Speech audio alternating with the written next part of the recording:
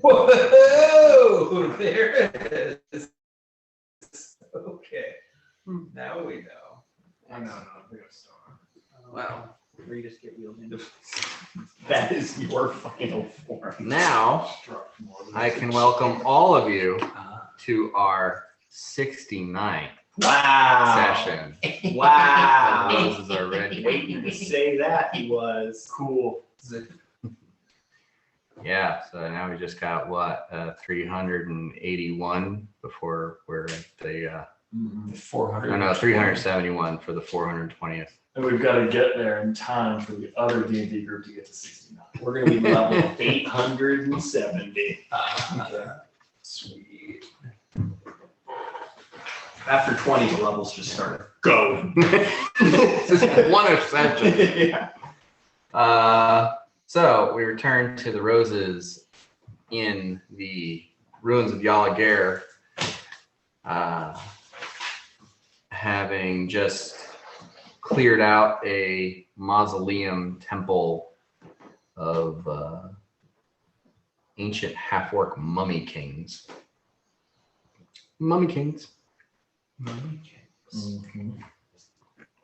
And we took the better part of the remainder of the day to peel all of the gold and gems and whatnot off of the sarcophagi and get all of the jewelry off of the mummy corpses, repairing some of the ostentatious mummy garb,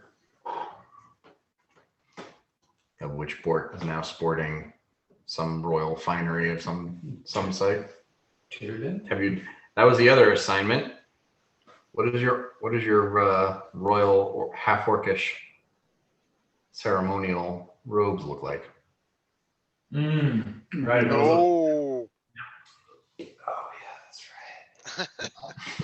I can stall for time. Deadlines are the Ultimate foster inspiration. family of creativity. They look like. Someone didn't make the book. No, I didn't.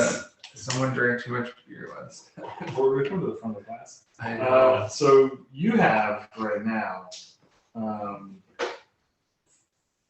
3 sets of king's clothes, and you have 3. That's what I have written down.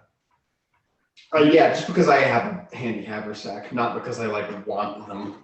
You want to show them the Marco Flat? Oh, I did want to show them the Marco Flat. Yeah, I do want them. They're in my handy haversack. You have the ones that were perfect, and then you have the ones that I had to fix.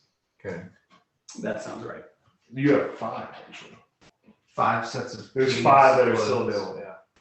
Available. Yeah, I didn't write down each. Do you own them? No, I would earn them. Do you? Well, they're valuable.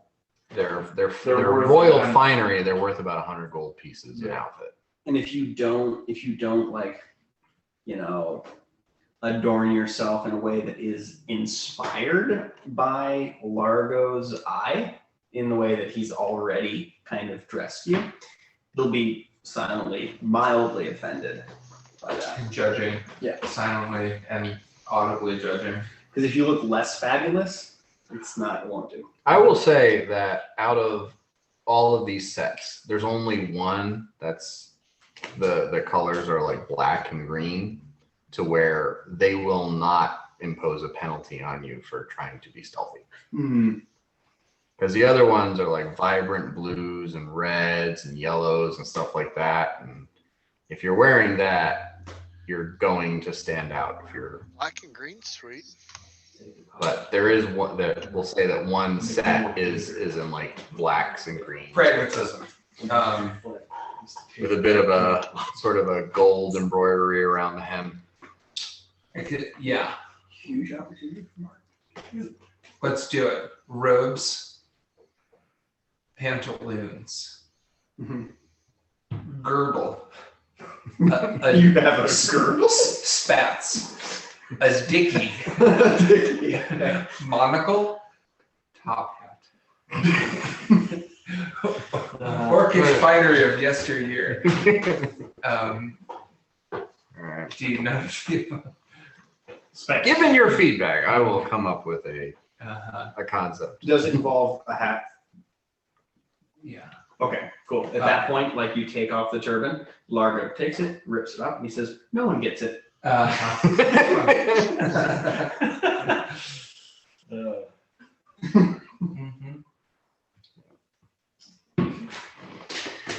Alrighty. So yes, it's according to my notes. Very excited. You guys finish this up around 10 p.m. Okay. It is very long, arduous work, like peeling the filigree out of the sarcophagi. So it does take you pretty much all day to finish this up. Dump all of those precious metals and gemstones into Dakuta's bag of holding. I think we said we were gonna take it back to the dome and chill. Right? I mean, we can. Yeah, whatever. Or sleep. To the tree dome? To the campsite with a bonfire? Yeah, grab some wood on the way. Well, the mummies burned. They appear to be dry mummies. No, bog mummies, they're very wet.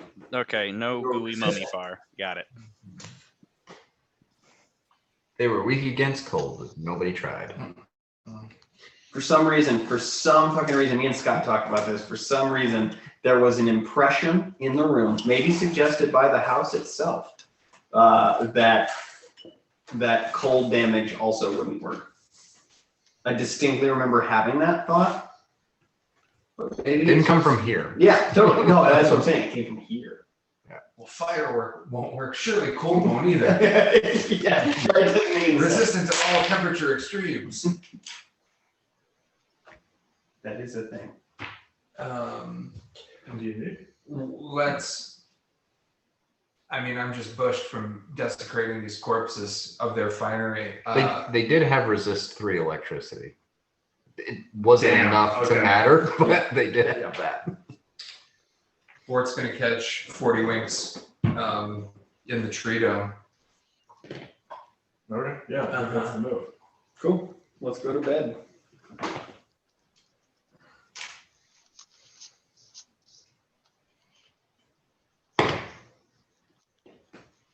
Dakudom. The Dakudo? Is that what we're calling it? I'm gonna call him the Dakuda Dome. I think it's like Arrakis and then Rakis. Dakudom. Dakudon. That's what the locals call it. Do we get a full night's sleep? I'm not standing guard. I'm not watching shit. Yeah, we don't need. I mean, definitely didn't need to. Yeah. Yeah, we In the had Dakudo? we had them previously. Yep. We've just been taking full rests. Yeah. Night passes without event. Ghost Dragon. Troll. Ghost dragon. Ghost Dragon. I would like to suggest that we try and converse with this ghost dragon because it might be a victim, might get some info out of it. So I I got some thoughts on this ghost dragon. What are your Share thoughts? I don't think I can punch a ghost dragon, which scares me a bit if it wants to hurt us. Yeah, no, here's the thing. After our experience with the Minotaur, I think that peace really Same character. sells. But who's buying? But who's buying? Okay, I vote then our most diplomatic party member leads the way on this one. Yeah.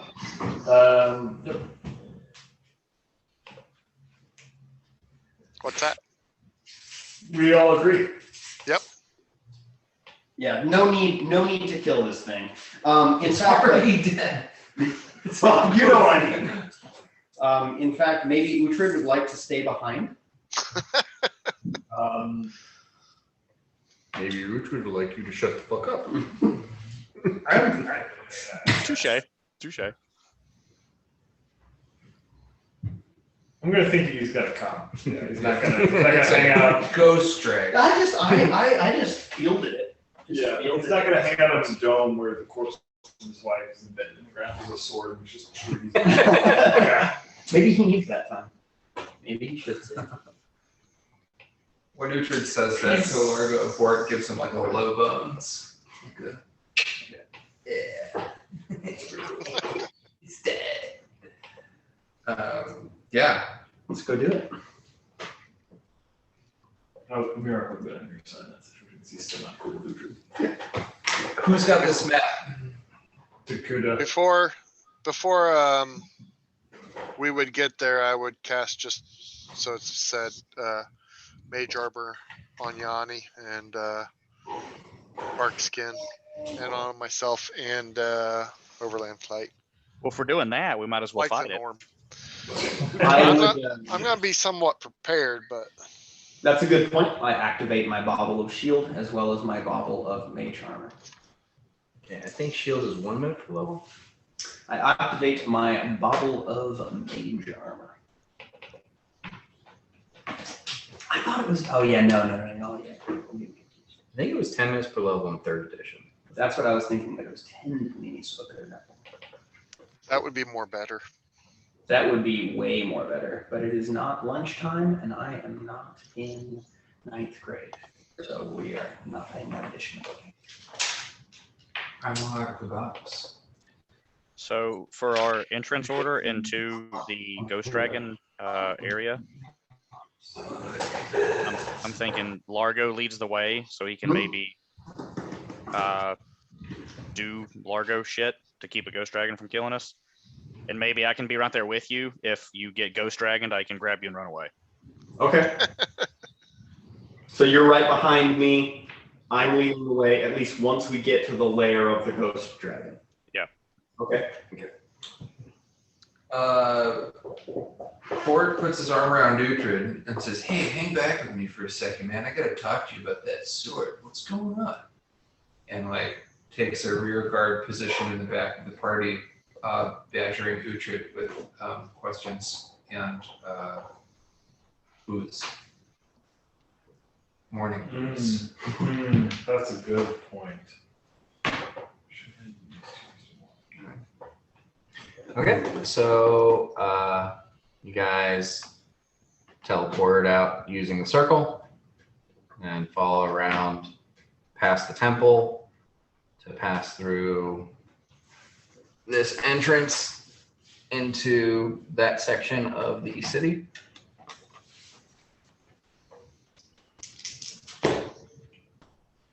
Okay. Sorry, I meant to say so I didn't check it. I also did Tears to Wine and made ale for everyone to drink.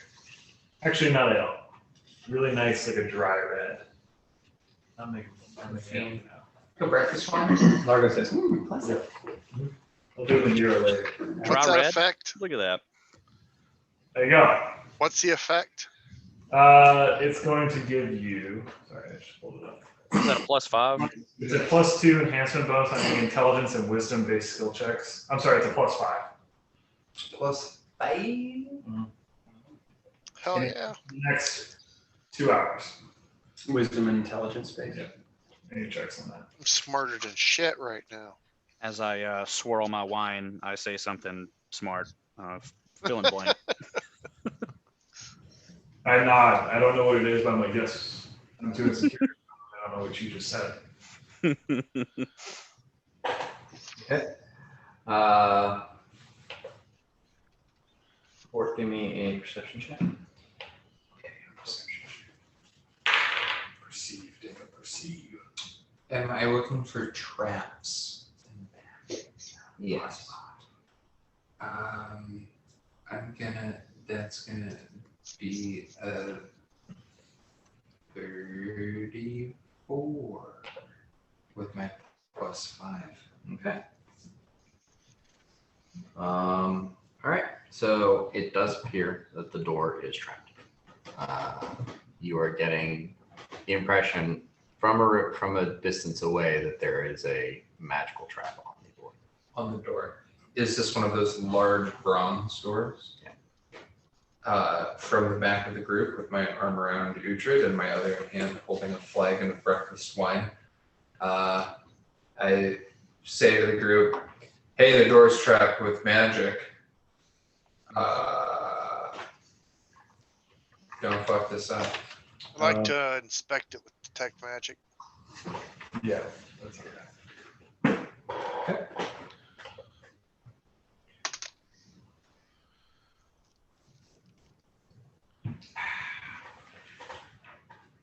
Like a 40. Okay. What? Actually, +5, so 45. Okay. As you come to recognize this is a symbol of fear, make a will save. Like a duck. Just lost my. Oh, there it is. That's not so good. 17. Does that Wait, make the- with 22. Wait, no, that's not the way that would work. How would that work? It's not +5 to will. I rolled a 9. I've got 8, 17. I don't know if that's gonna affect it. Okay. You guys all watch Dakuta walk up to the or float, I assume, float Yep. up to the thing, carefully examine it at a decent range. I assume you're like activating detect magic and then Yep. you're going in until you Sure. can see the magic aura, which is exactly the range of the symbol. Same as detect magic. And then he drops everything he is holding and flees at top speed from the source of the fear along a random path. All right. Scream like a little girl too. So you have a 40 feet of movement. yeah. I'm just thinking you're probably not going to flee downward. So that would be 17 possible directions of flight. Well, you probably won't flee towards it either. So that reduces it by 6. So you have 11 possible directions of flight. Want me to roll a 12? Sure. 5. 5. Okay, so you turn directly to your right and you haul ass. Into the wall. I look to the rest of the group and I say, I don't have to spell magic. I point at the door and I cast Dispel Magic Greater. I put my hand on Uhtred's head and I say, he's afraid. I know! Just imagine we just can smell like a vague ammonia smell in the air. It's just fucking gets off in one direction. Rapid piss.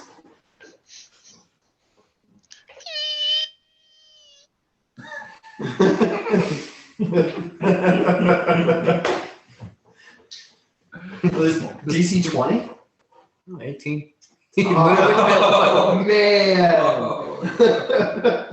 I should have got a bonus for wisdom. Dan, can we roll to see how long it takes to remember that he's gone? Well, I'm pretty sure you guys all just like saw him go, oh fuck! And, I mean, Yeah. you were watching him go and examine this thing. So I cast Dispel Magic Greater on the door. That will work. Okay. Largo, should I go get him? I'm flying. Yeah. All right, I take off after Dakuta, and I'm just like waving, just like, hey. So Dakuta Probably won't did catch up with them. take off parallel to the ground, and with how fast he can fly versus how fast you can run, I think you can catch up to him. And with how high you can jump, even if he's like 8 to 10 feet off the ground, you're gonna easily be able to jump as high to like. So do you want to like tackle him? Oh yeah. All right. Nice. Give me a touch attack. All right, okay, yeah, just gonna roll to attack my good friend here. All right, Which your touch attack is your attack. So cool. Going to high dive. It is a 28. Dakuta, I assume that hits you. Oh yeah. Okay. Give me a grapple check. All right. That is a CMB of 30. Oh, I'm fairly certain that Dakuta's CMD No, is 20. nothing. Okay. You don't understand. It's scary. It's really scary. Yeah, so Dakota, you are hauling ass away and you hear and you're just kind of tackled out of the air. And yeah, this lasts for about 2 minutes. But yeah, eventually Dakota returns to his senses. Help Dakota up, and I say, don't worry, I won't tell anybody that you peed yourself. I peed on you too. we're in together. I can say you feed yourself. I peed yourself. You got peanut butter in my chocolate. Yeah. You got pee on me. Can't wait to clip that out of the video and just like make a soundbite out of it. You got pee on Dakota, when you come back to the group with Yanni, Mirak's going to approach you and say, it's really important we face our fears. And he's going to point at the door. I close my eyes and walk towards the door. And I walk into the door. Good job. Good enough. He literally faced Put his his fears. face, yeah. Yeah. Okay. After with the trap being triggered, you don't see any lock mechanism on the door. Dakota, would you? I go up and actually knock on the door. Interesting. If nothing happens, I'll pull on it, see if it. No. Feel If that don't work, do we want to mute this or just go ahead and do the bang bang? Well, it's not locked. I think I should be the first in there, Yeah. but I think it's Oh, I important. thought that's what you were saying. Well, I should go up there. Well, we were just thinking that, like you were scared, but it's important for us all to I learn. wasn't scared. I thought about something I had to do real quick. Well, Largo goes, well, fine, and motions to Yanni to be right behind him. I'm not scared of magic. And I approach the door and attempt, but probably fail, considering its weight.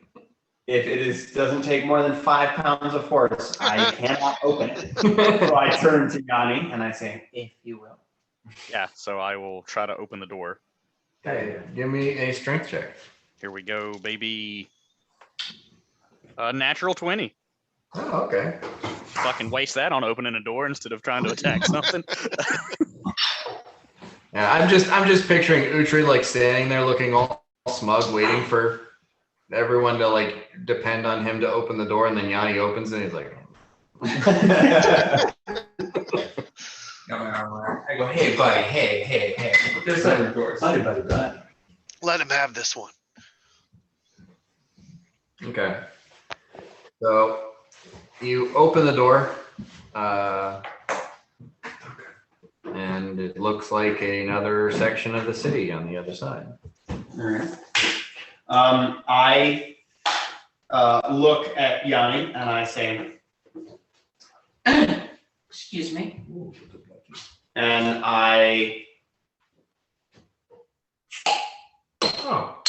emerge into the room and I go, Ghost Dragon. I mean, it's a section of the city. You go in and you see Oh, and I've been here buildings and no, not this section. before. Okay.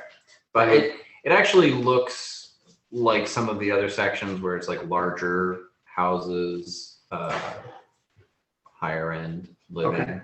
So I do that, but then I go, oh, and I motion for kind of everybody to come in. And you are at kind of the, east end of the district, and you can see that like maybe 50, 60 feet away, there's a wall that ends the district, and then it leads to the west. And at this point, the fog has cleared significantly, but you still have some visibility issues out past like 70, 80 feet. So you can see 70, 80 feet in the other direction, and it looks like there's a couple of houses, on different sides. They seem to be decent sized houses with small yards attached to them, but they're smaller than some of the other they're not mansions. They look like they're probably part of the upper middle class, maybe the lower end of the half-orc caste. Okay. They used to live here. All right. So we emerge, kind of roll in. I'm motioning for everybody to kind of follow me. Yanni, if you wouldn't mind kind of walking by my side, I think we should casually kind of stroll into this area. I would like you and me to kind of take the front. And I cast light on my staff just to kind of have that kind of Gandalfian leadership insignia vibe. How tall are you, Largo? I am 3'2". Okay. So actually not that short for a gnome. Yeah, so okay. I've got like my hand like on your shoulder. Like just so you know I'm with you the whole way. So it's like a little, I appreciate that. I appreciate that. Like a dad steering his kid at the mall. Yep, exactly. On a leash. When in fact I could be your great grandfather, but it's still reassuring because you're much stronger than I am. Okay. We're not attempting stealth here. You have your light. No, in no way are we attempting stealth. If this becomes a threat, About what time of day are you doing this? I would assume 9 o'clock in the morning. So first call. So Yeah. breakfast, wine, and ghost dragon Yeah. type of morning.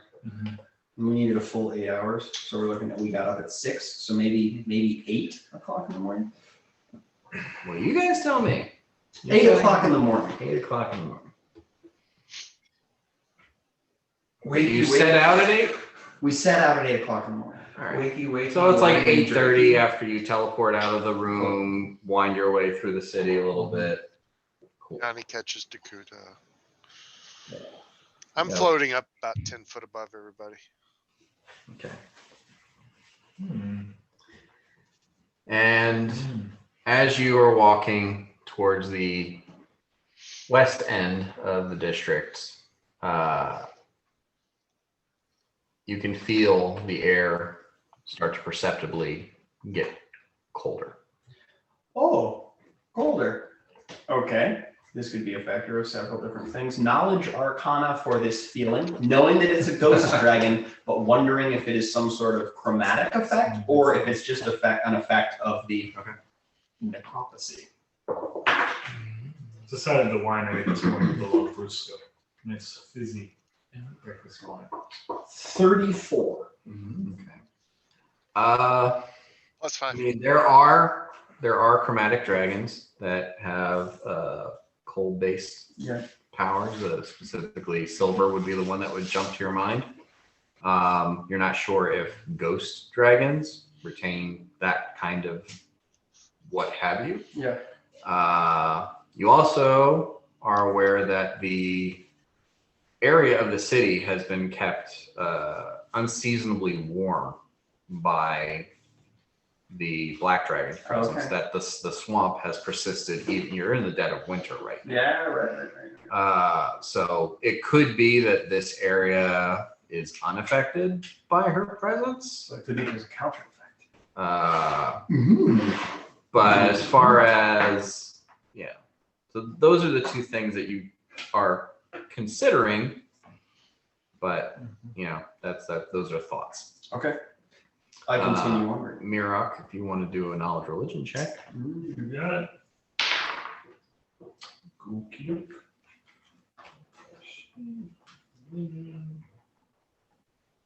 It's 10. Yeah. I have not moved my stats around yet, so it's still just gonna be a 15 total. So yeah, I you do that every day. Every day I wake up. you are familiar with the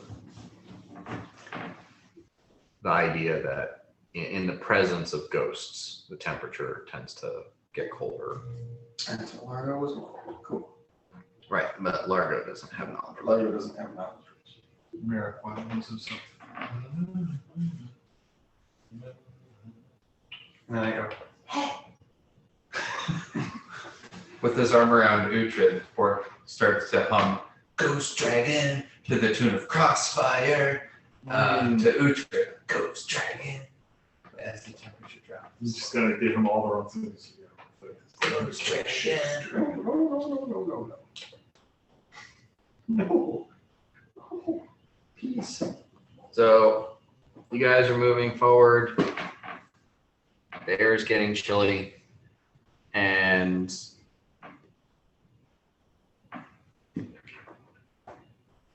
as everything goes very still and very quiet, you hear a sort of a rumbling, sort of not so much physical rumbling, but a shaking in your own mind and almost a fearful sensation. You don't have a paladin anymore, so you're not as fear resistant as you used to be. Yeah. Mm-hmm. As we've learned. And you hear this voice booming and Got Paladin dog. this deep growl. Who dares disturb the final rest of... Oh, hey, you're not orcs. We're kobolds. Cool. And you see like this spectral dragon move forward and then shrink down into what looks like a ghost of a half elf. Okay. And he kind of like trots if he had legs, but he doesn't, towards you and just kind of looks at all of you, each in turn. And when he gets to Bort, he like a sneer comes across his face and said, "Get down, get down."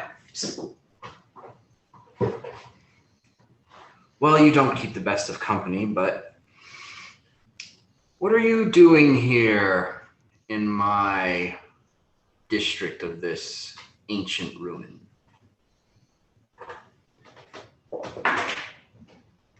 With a diplomacy of 35, I say, we have vanquished the Onyx Serpent, that who was cast out from Nokiri, and we are exploring her former lair and come upon something that we didn't expect. That something being you. And hello, my name is Largo Dildo's Arm Carlton Yasmin.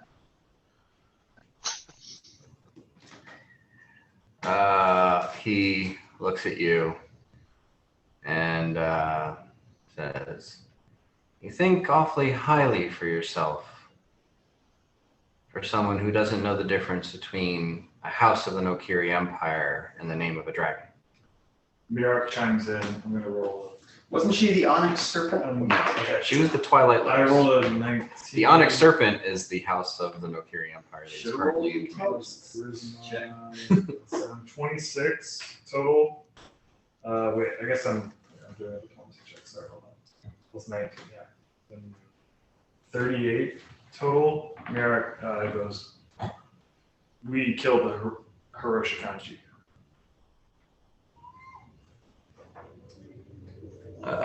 He looks at you and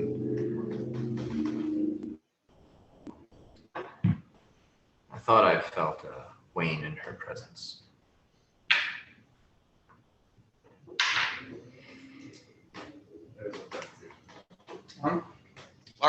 Dakota who says, are "Were you you here to of your slay? own accord?" That's a good question. Who are you to slay the Twilight Lotus, if I might ask? I'm going to retain my previous diplomacy as I say, We're a mercenary band that go by the name of Roses of Red. We have gained favor with the citizenry and the nobles of Senton, and indeed all of the Antillon Empire. And she had become a problem, particularly in her relationship with Lund. And also, my friend Dakuta, who is also a half-elf, which is just a wonderful coincidence, also has a question for you. So ghost dragon. This just looks like a ghost. I just asked him, are you here of your own accord? Yes, I committed suicide in an ancient half-orc ruin and stayed very close to a black dragon who was in command of the entire dungeon for the past 100 years. That was entirely my decision. Is there something we can do to aid you in a release? And Yanni has something he wants to say. I've just been waving at him though, Oh, because I don't know okay. what to do. I reach out. Is there any way we can aid you in a release?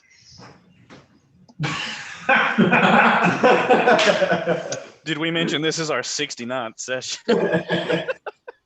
Yeah. You'll have to forgive these lowbrows. I have been cursed to remain here by Kuroshikanji, and it is the magic of what she cursed me with that binds me here, not her life. So there is some manner of issue in removing that curse. Perhaps you would be capable of assisting me with it, though if she is no longer here, then perhaps I can continue with some of the efforts I made in life that brought me to this unfortunate fate. I was an archaeologist, and I was studying these ruins in order to greater expand my understanding of these. Guys, why? You get them. Bad pussy. To better understand the origins of the orcs in this area. I did not know that the Black Dragon had already occupied the ruins, and she caught me by surprise. But you're from Senton? Well, we met in Kyla, and we're from several different places, but we work well together, and we're attempting to make the world a better place. Gosh darn it! And I didn't catch your name. My name is Elfredar Gaethvelian, the Mithril Tome to some. Okay, all right. May I ask you another question? And I don't mean to be too bold, but have you met a half-elf mercury dragon named Gideon?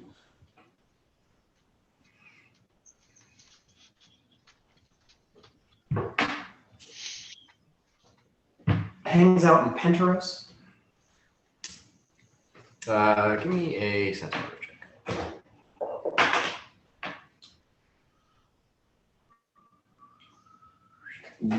That's a wisdom. You're drinking wine. So that is 17. 17. I know. I rolled an 11. I have nothing. You get the impression from his expression that it rings a bell, but he's not necessarily interested in sharing. I say you probably think this is for Gideon's benefit. Mm-hmm. Like, you might know that there's a Mercury Dragon. You might know his name is Gideon. You might know he takes up shop in Penteros. But maybe what you don't know about him is not something he wants to give you information towards. Sure. I say, well, you know what? The best thing about life, the thing that makes life spicy is secrets. So you keep yours and I'll keep mine. But do you, if I may also ask and I'm really relying on this 35 diplomacy. I say if you might answer another question for us. We've heard rumors / experienced directly the presence of a blue dragon with evil intent underneath the city of Penteros. And Penteros is, I can't speak for the entire group, but I can certainly speak for myself, a bastion of freedom and good governance. And we wish very much to protect the Duchy of Penteros from any harm. And we're very, very concerned about a possible evil presence underneath the city of Penteros. Gideon seemed to be surprised by this when we mentioned it to him. And I just want to make sure that there's no more surprises lurking under there that we can't handle. And any help that you have would be graciously appreciated. And any help we can offer you would be graciously given. A blue dragon in Penteros. I believe at one point I heard a rumor of a blue dragon on the east end of the Isle. Mm-hmm. Didn't share this information with Gideon because last I met him he was quite young. I didn't want him rushing off into dangerous waters. Yeah. Whoa, hello. He is still young, not perhaps quite so young as I, but still young. And what was their name? Name. Is there a cake? I see you guys picking up the pizza. I believe the title was The Crackling Squall. A crackling squall. Okay. But beyond that, and just the barest of knowledge that there was a blue dragon on that end of the island.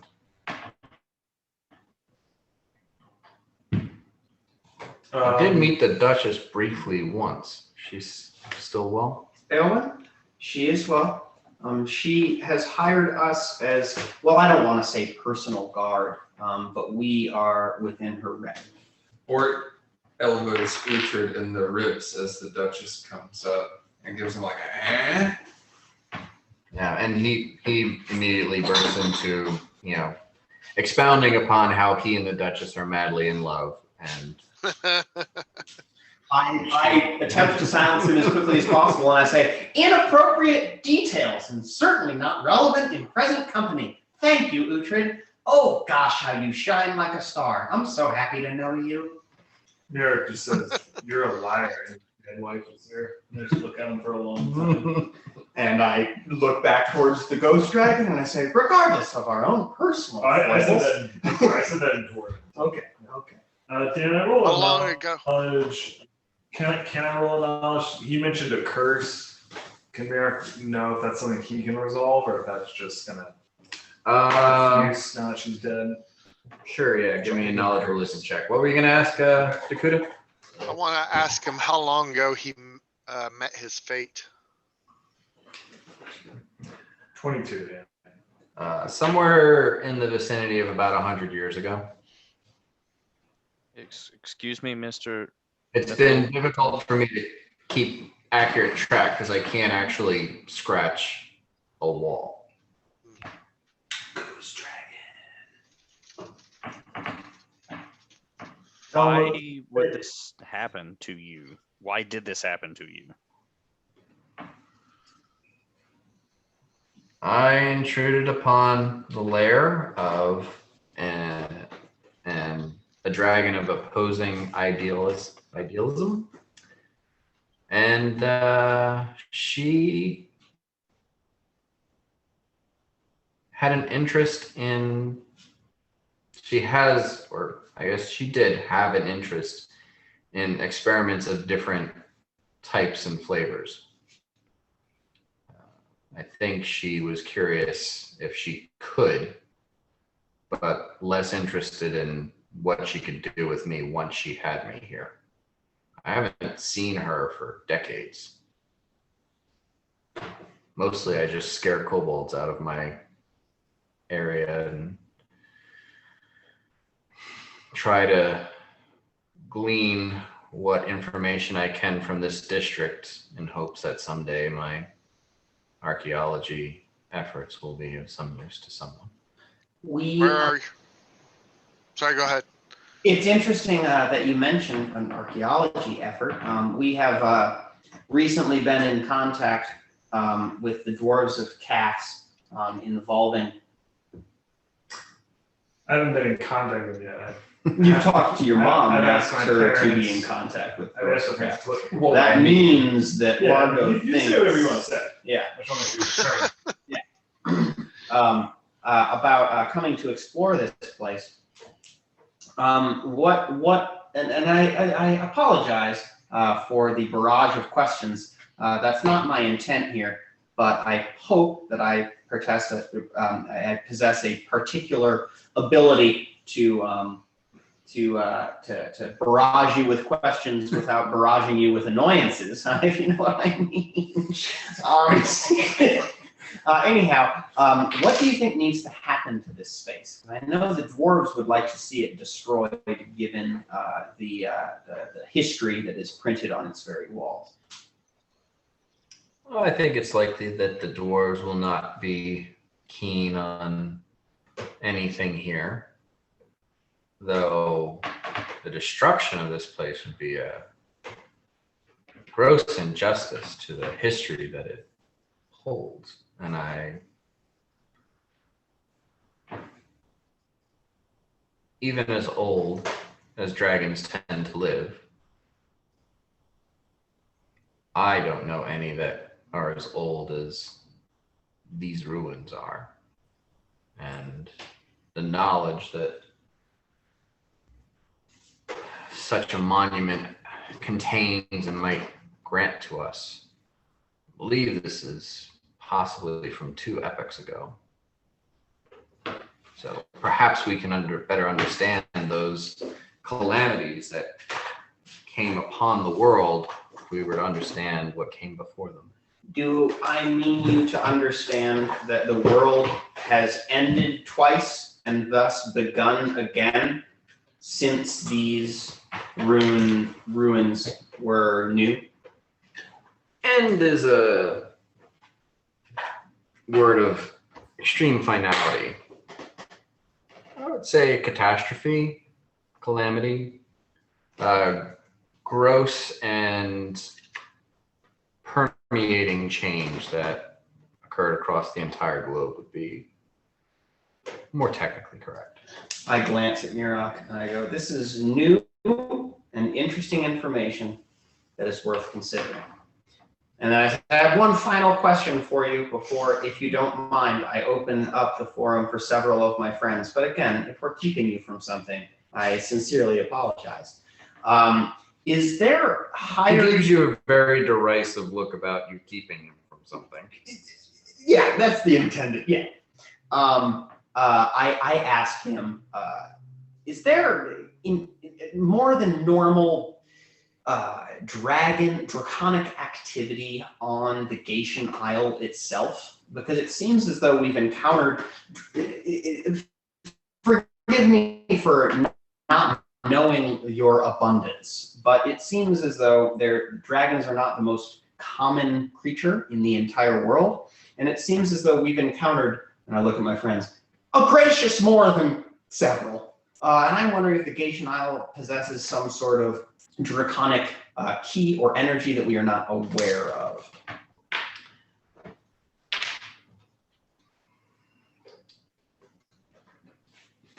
I have lived my entire life within the Antlion Empire.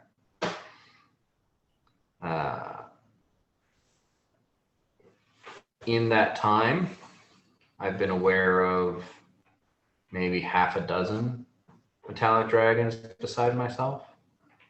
Hmm. We don't announce our presence, and neither do the chromatic dragons. We tend to work with an amount of secrecy as individuals such as yourselves in the ability that you hold can slay us, and we don't want to draw that unwanted attention. So, except for the exceptionally megalomaniacal, or in the case of some metallic high-minded who feel that they are powerful enough and need to set something right, we tend not to announce our presence. Yakuda floats up with the dragon questions. It has piqued his interest. And as a follow-up shortly after that said, he uses the proper name for the black dragon, which I don't remember, but says the black dragon had minions with the symbol of Tiamat. I say that as a follow-up to Largo's question, to see if there's a reaction.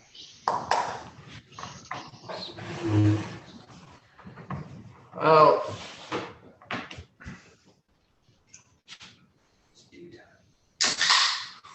from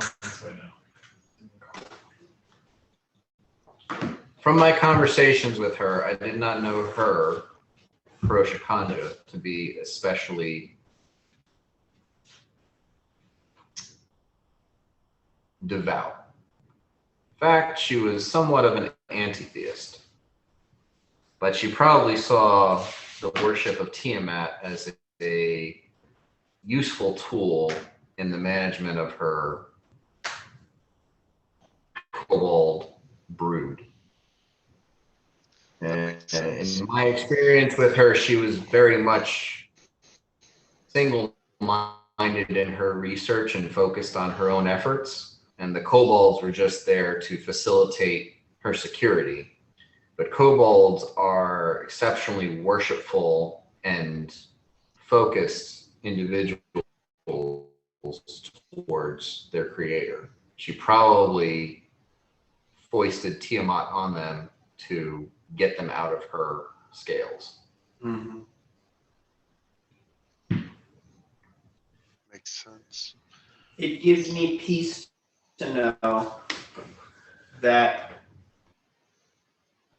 fellows such as yourself are more abundant than I previously thought. And fellows such as Gideon are more abundant than I previously thought. However, it gives me great worry that the opposite may also be true regarding your chromatic brethren. And with that, I do an elaborate bow. I go, I yield the floor. And may I say that I'm humbled by your presence. And I literally scoot backwards. I got a 26 in my knowledge religion. Okay. Or to see if I can remove the curse. It just diffuses.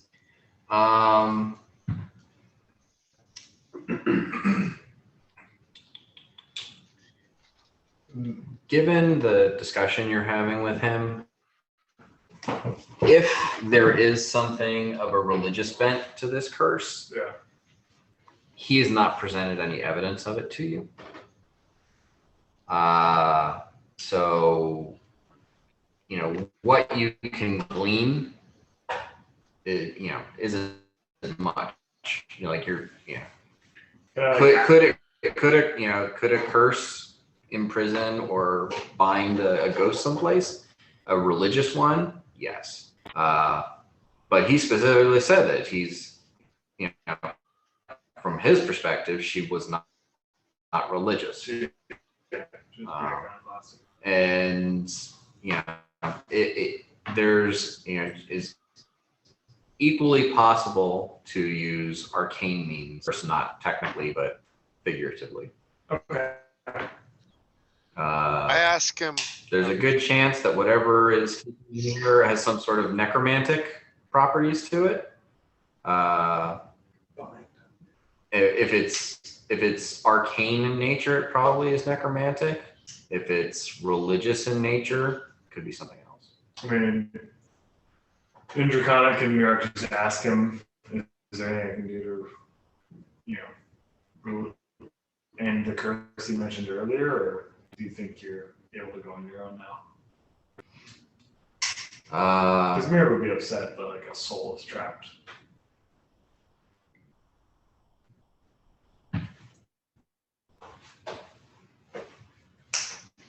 Perhaps there is. But I don't know you all very well yet. Mm-hmm. And I'm not going to share everything about my predicament with you just now. Yeah. What I know that might facilitate this could also facilitate more pain and more anguish for me. So until I'm fairly certain that I can trust you, we'll leave it at this. Yeah. Okay. Dakuda asks where his remains are, and also if this area is warded to keep him within it. Suffice it to say, I can't leave this district. As far as my remains are concerned, I don't know if there's anything left. Karosha Kanja took my body and did whatever she did with it. Largo steps forward and says, let us not press this aspect of the matter any further out of respect for our newfound companion. This aspect is what might release them, though. Do you know where the wards are? No, he just said, like, hey, as far as like releasing me, I don't know if I trust you guys enough to that point. So he's already like communicated that this is kind of a dead end for now. Well, Am I misrepresenting that? No. Yeah, he basically said he could show you some more evidence, some exactly what might be binding him here. But you being aware of it and you having access to it could be detrimental to him. He doesn't just trust that you're going to be good and helping. Gotcha. Well, that is all well and fine. We will be within the ruins for a while. I myself will be studying Karosha Kanda's spell book, and I can check in on you. Is there anything, I don't know that we could, is there anything that we could bring you to make your stay more pleasurable? I elbow Uhtred and I said, don't you have that letter from the Duchess? Doesn't he have a letter from the Duchess? Letter? Yeah. Didn't he get like one that was like very sort of oblique, like, yes, this is like Uhtred, who's like, he's the guy, he's pretty good. Like, didn't Uhtred like get didn't I make a big thing about possibly, probably. There is as good a chance that he used it as a napkin at some point. It's true. He might have kept it safe and well taken care of. We'll never know. But it is It's a gloss. Okay, well, I thought. But he could have gotten absolutely hammered and blown his nose with it. That's true. I can't do anything with it. It's not in his inventory. No. Yeah. He says, if you could find me a recent book on the state of archaeology on the Gaetian Isles, I'd be curious to know if any of my previous work has made it into circulation, or if there's any further information on some of my previous studies. Be a good mark. What's your pen name?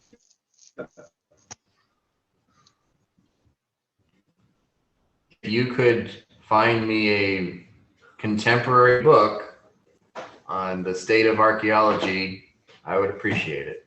Damn cage. Okay. Let's go fuck up wolves Yeah. or trolls. You can call. We've been I would given like to quests. scan the area with detect magic.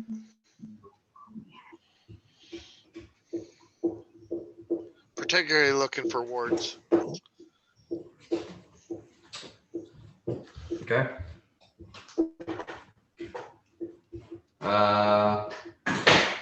You start doing that, and the rest of you guys see the half elf start to follow Dakuda, and then turn back into a dragon. And Dakuda, please make a will save. Here we go. As you hear a growl from beside you say, "I thought I asked you not to pry." Oh, 16. charges. This is prying. I'm losing sympathy for this dragon. You said 16? Yep. Okay. I rolled an 8. You are scared. Not again. Not panicked, but you are scared. Yes. Roaming around my home searching for magic is prying. If I went into your domicile and examined your things for magic auras, I'm not would you feel that examining your normal? things. I was looking for ways to help you, but I am fine to leave you as you are. I apologize for interrupting, and I fly towards the door. Now, you are scared, so Yeah, I'm none of that flying should quickly. have been with any sort of conviction or. Like a high voice. No, I'm more hurt than anything. I mean, I was trying to help. Like a wounded teenager. I'm not Yes. scared. You're scared. Dad, I can I roll another diplomacy save? I kind of already did. I can roll it again because I only rolled a 7.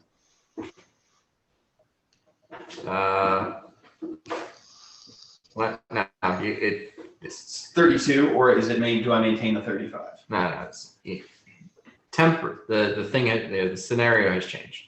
Yeah. Dakuda flies off and he turns back to the rest of you still in dragon form. Dakuda, give me a knowledge arcana, and you can give me a knowledge arcana too. I got a 28. 36. Okay. So Dakuda, as you're, composing yourself, you do recognize the structure, the visage of the ghost dragon to be an aluminum dragon. How do you mean? And what was the other thing?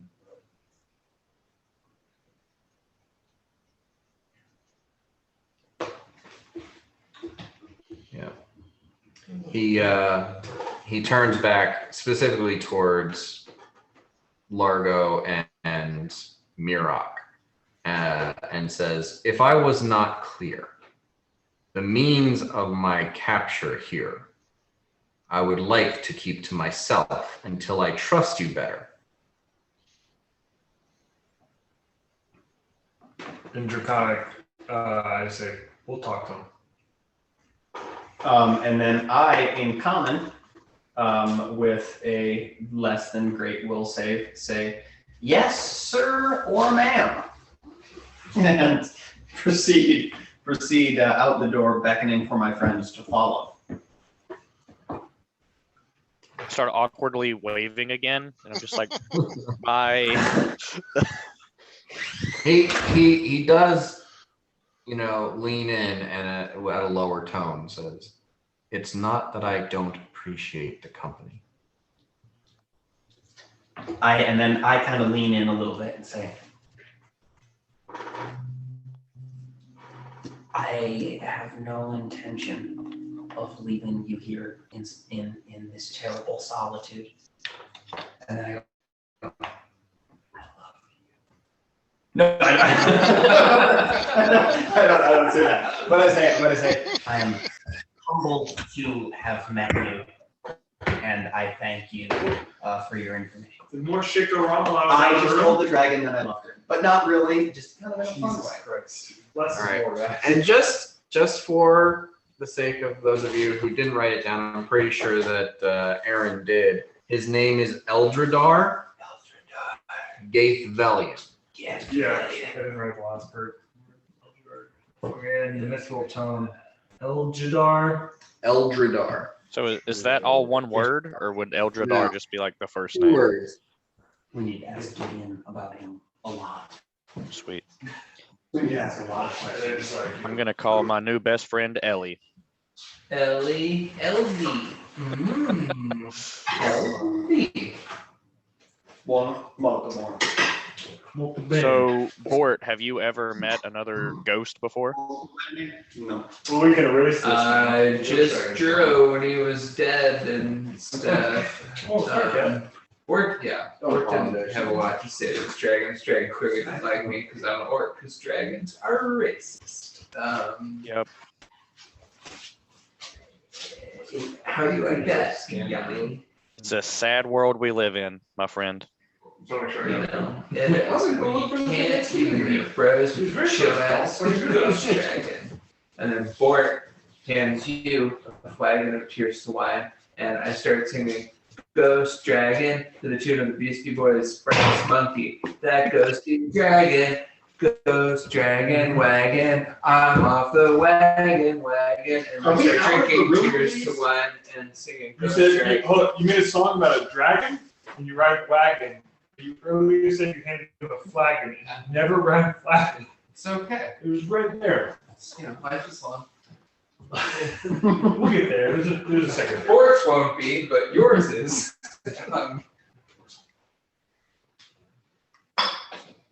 Short and brutal. Real hot. Barber looks at Morgan. You are a year to me.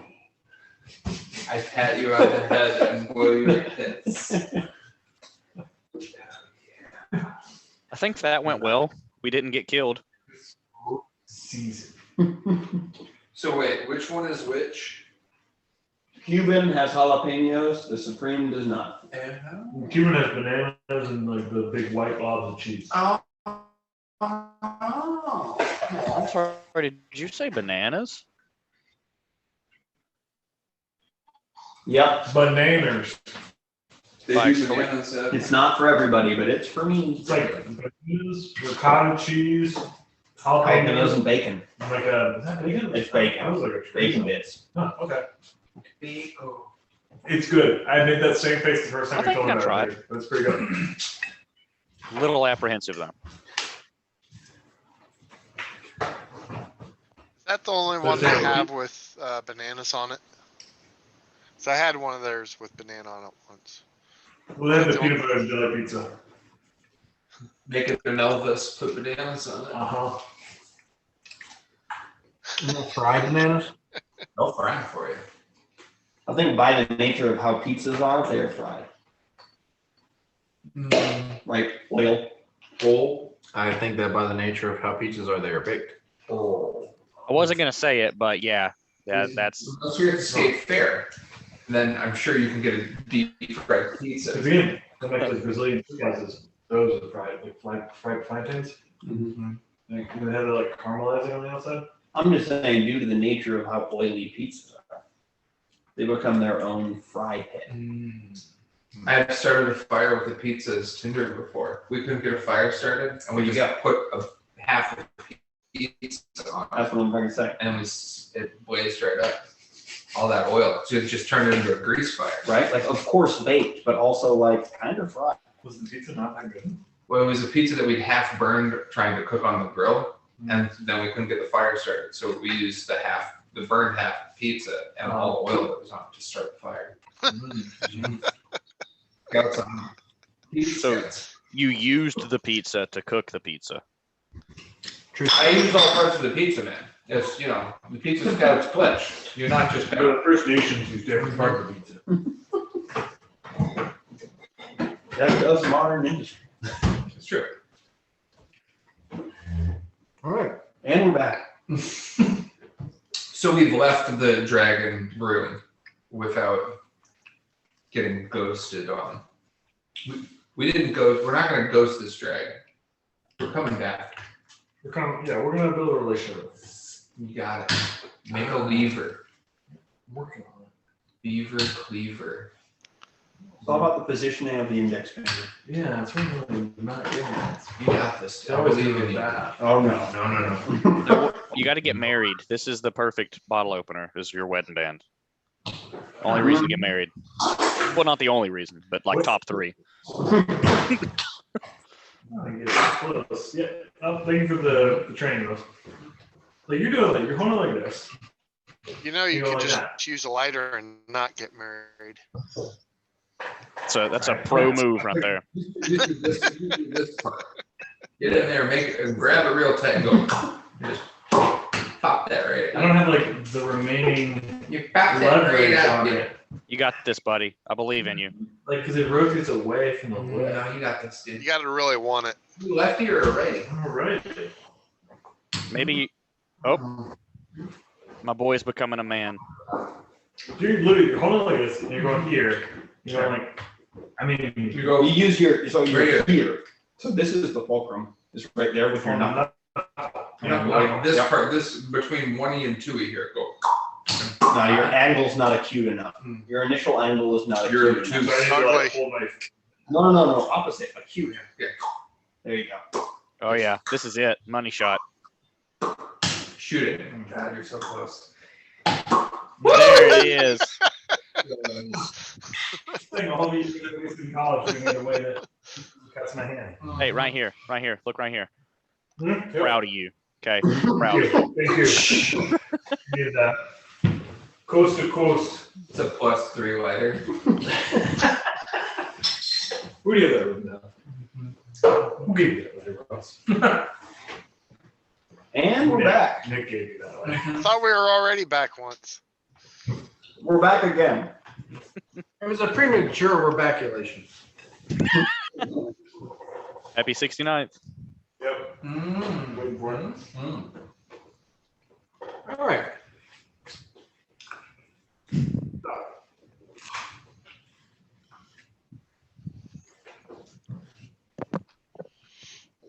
We'll move this along a little bit. In scouting out the rest of the city, the kobolds seem to have vacated. Oh.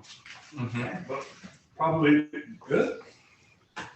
You see no evidence of another Dragonaconda or the displacer beast that was described to you. I thought for sure we was going to fight that thing. Well, those things had to have went somewhere. I hope innocent people aren't getting mauled. Yeah. Sounds like a thing for the nice level 3s. I kind of hope some innocent people are maybe not getting mauled, testing their mettle. Some things are best left unsaid. But on the outside of the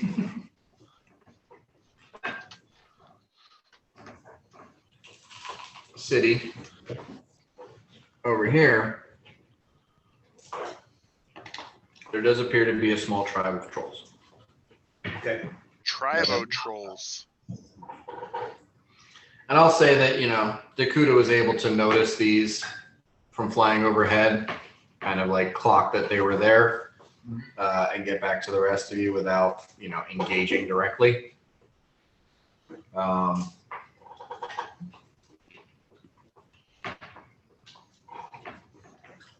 But other than that,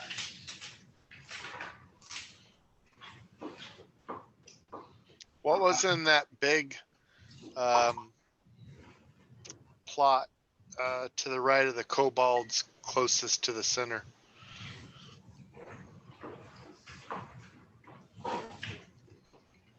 Residential.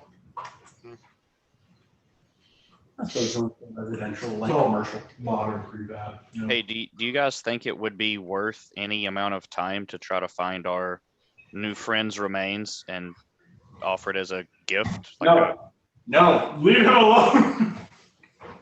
I mean, like not searching there, obviously, just like in the rest of the. He's gonna be our friends on his terms, and we gotta let that happen. I do say, let's go fuck up some trolls. What threat do they pose? Just putting it out there. They can eat people. What people? Innocent people, Trash children children. that wander through swamps. I don't know. Is anyone really innocent, Mirok?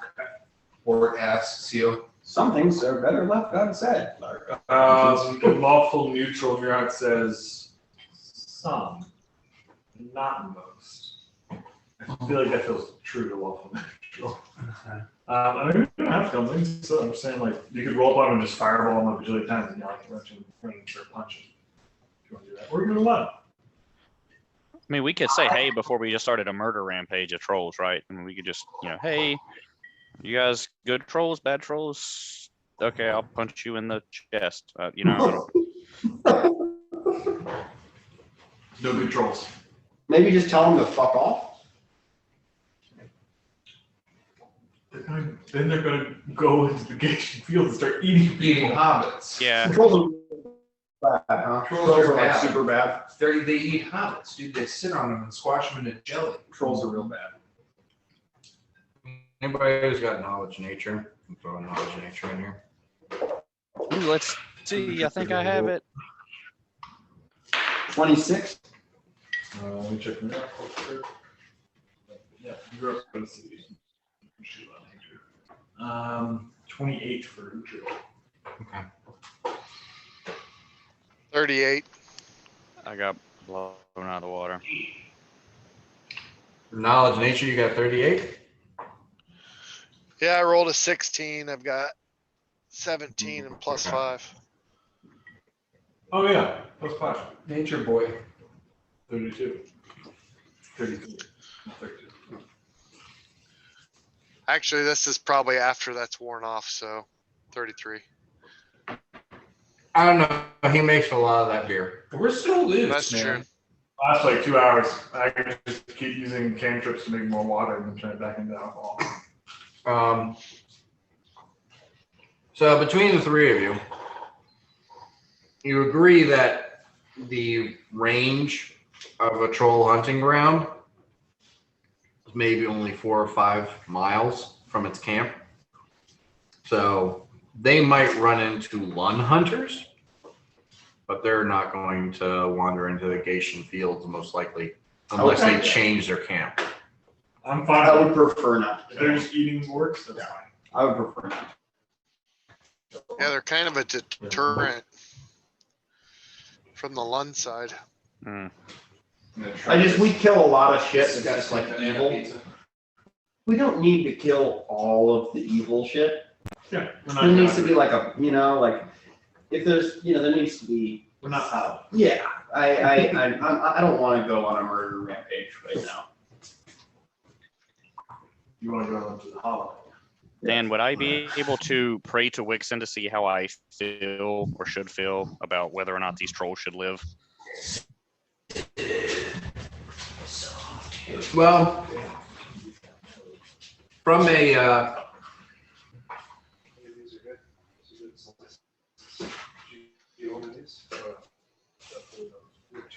from a tactical, from a strategic standpoint, you look at this scenario as the trolls, as Dakota said, they might be a deterrent. Right now, the biggest thing you have to worry about in this area is the orcs coming in and checking it out. Also, without the dragon there to deter the trolls might no longer be in any kind of harmony with the kobolds. So you're not sure, you guys don't know for certain why the kobolds left. They don't have a protector here anymore. They've been praying to Tiamat or the Yeah, and that worked out real well for once. Where's your god now, lizard fox? Isn't there some archaeologists coming to check the place out? Is there any chance they could get murder surprised by? No, trolls? they're not coming yet. They aren't thinking Okay. about it. I just want to make sure that we don't. Okay.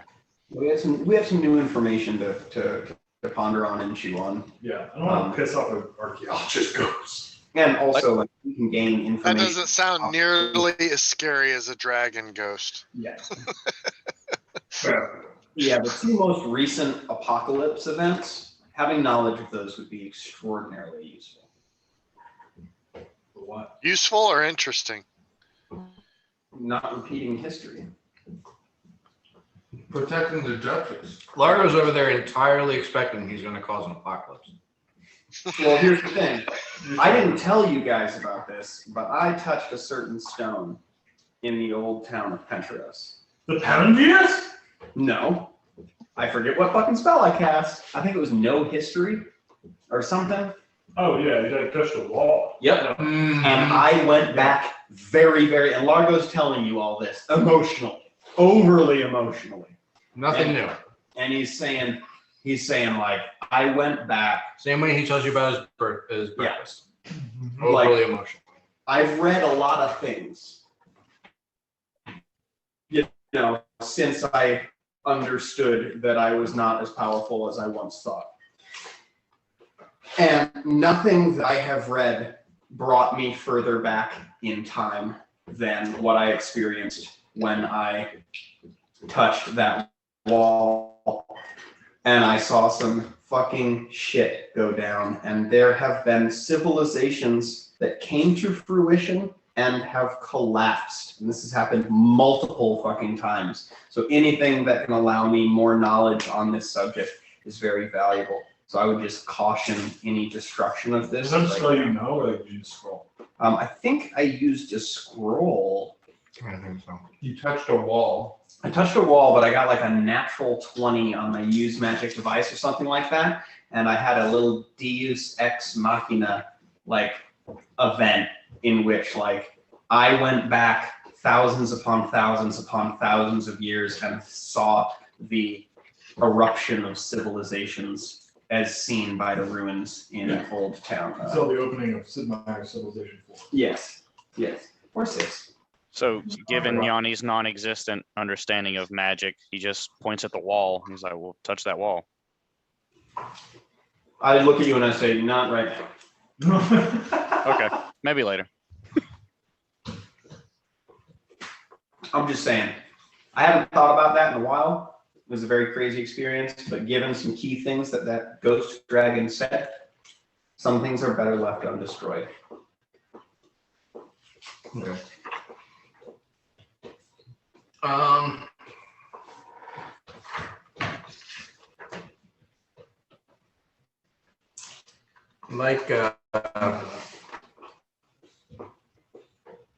Let's just have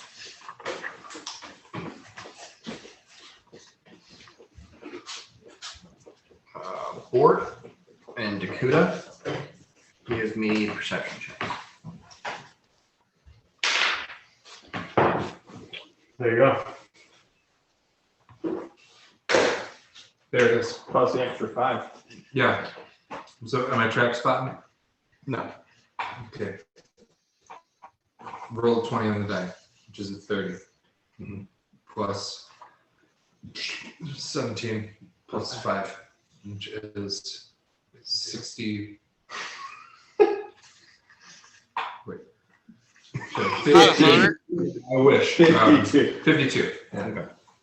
Still So, remarkable. I'm looking around.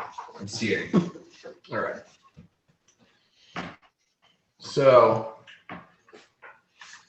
you guys look around the rest of the ruins, searching for anything of use or value.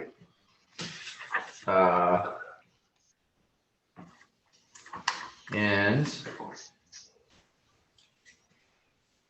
what was Dakuta?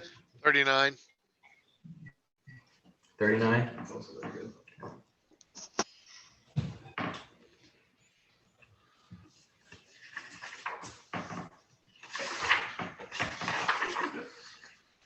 Largo's very, that's like a weight has been lifted off of him for telling you this. Like the wolf thing. I saw what I saw. Just sharing. It's a thing you didn't share. Mhm. Now you feel better because you shared it. Yep.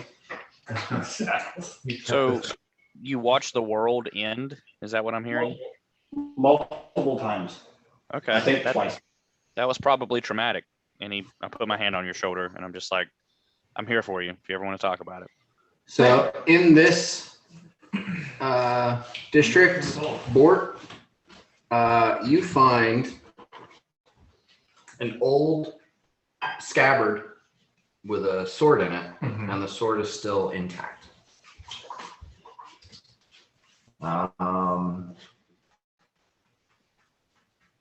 And What sort of a sword is it? it is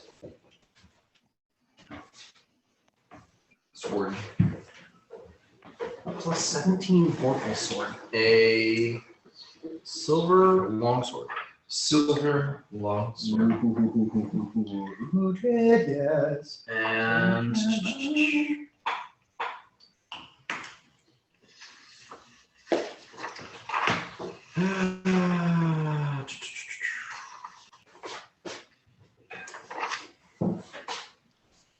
back in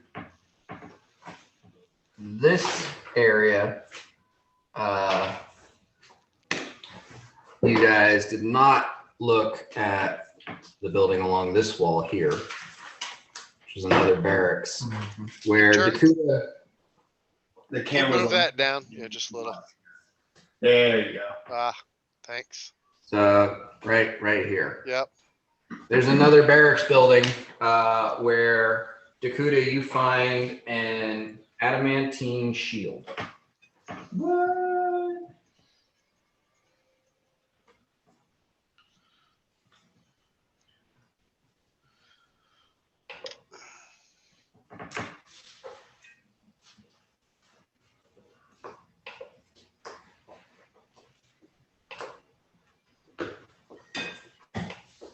That's mine. I don't think anyone else can use that. That is yours. That would be. Gotta be one of the ones. And he went to go train. We could have used this shield. Use a chain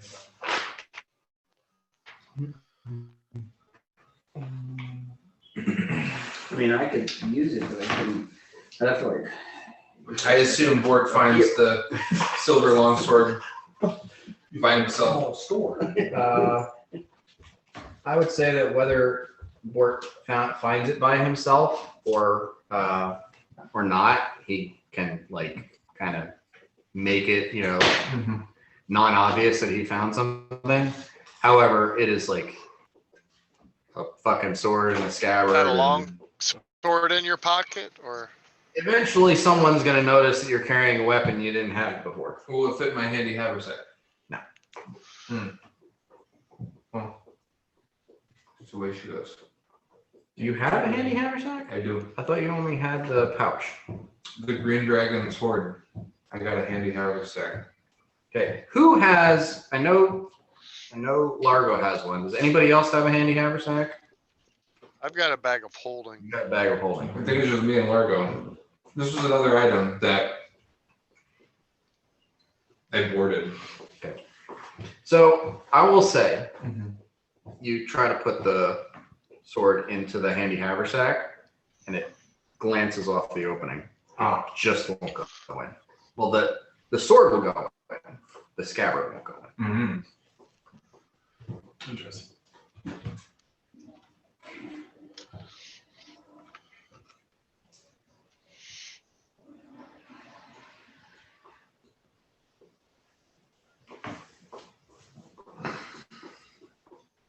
Actually,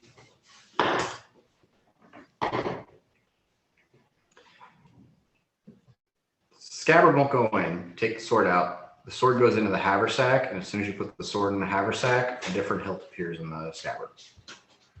Now he's talking.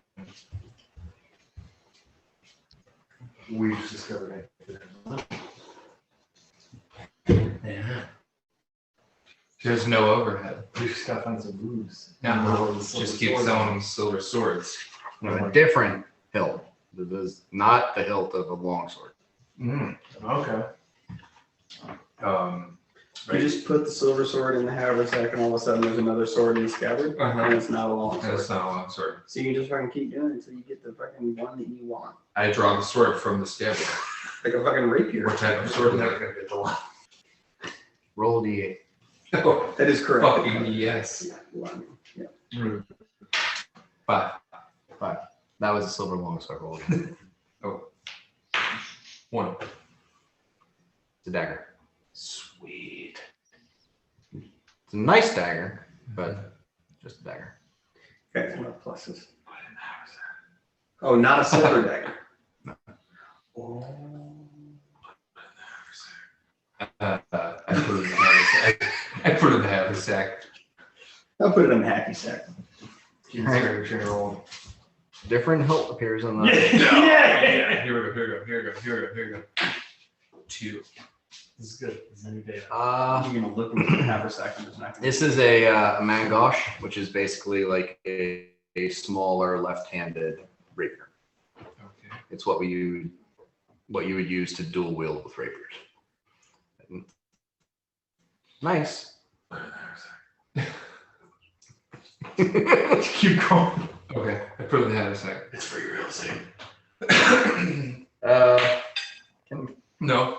Well, no, you can keep going, but I am gonna give like Bort is over there in the corner going. So everyone else give me perception I checks. think everyone else in our party, like, once they got out and Bort said anything, keep going. Well, I do imagine that Bort, to an extent, keeps this to himself. Sure. 29. Yeah, but I'm going. I'm doing the crazy eyes. Aye. 33. Richard has a 33 as well. Miron has a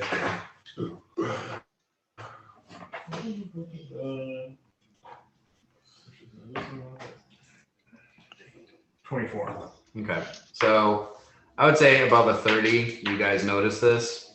Because generally speaking, it's just hard to notice what the fuck Bort is doing. I watch him from afar for a second or two, and then I try and get his attention. I'm like, hey, Bort, What are you are they now? still in your handy Did haversack? you roll again for the... I did. I rolled a 3. Okay. It's another dagger. This one seems to be made of the same metal that his armor's made out of. Mithril dagger. All right, No, Nancy it's had an an attitude. Yeah. What am I wearing? You just roll around and think you're wearing mithril. This is the heaviest mithril I- I've ever heard of. Look up at the So light. Show them the dagger. I say, are the other weapons? I just say, are the other weapons still in your handy haversack? Uhtred just pushes over. He just pushes through the group and he walks over to the board and he just goes, "Do it again! Do it again!" I put the dagger in the handy haversack, And another hilt appears in the scabbard. and I look at Uhtred and I go,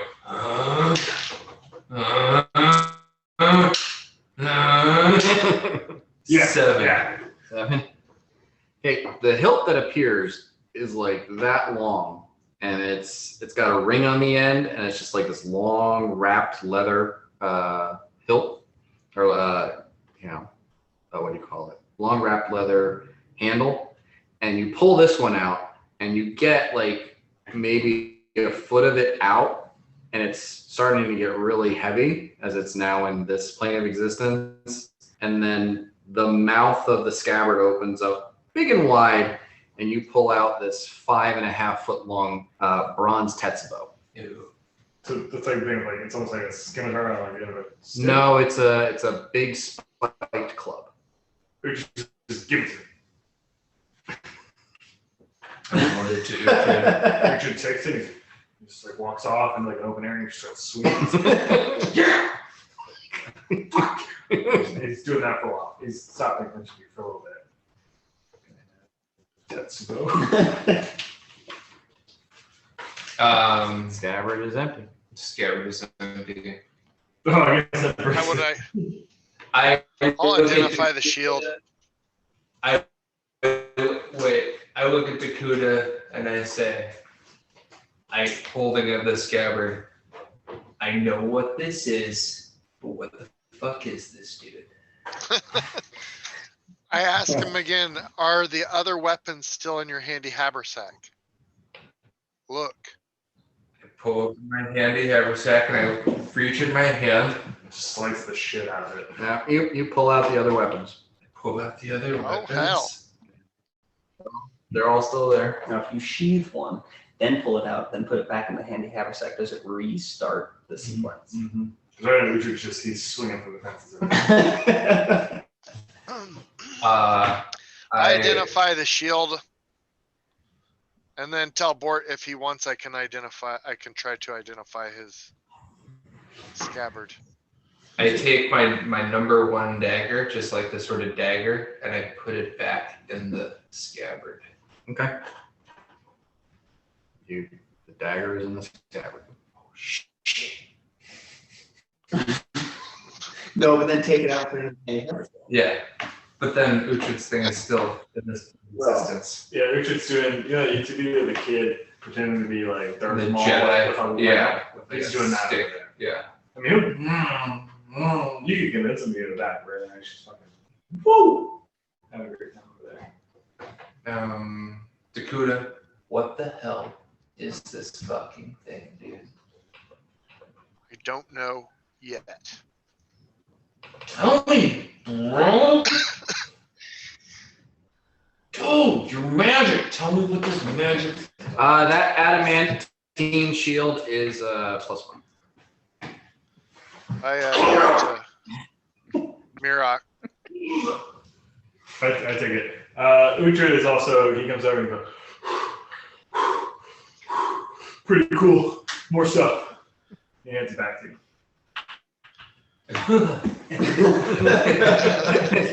Very weak. Largo's just watching.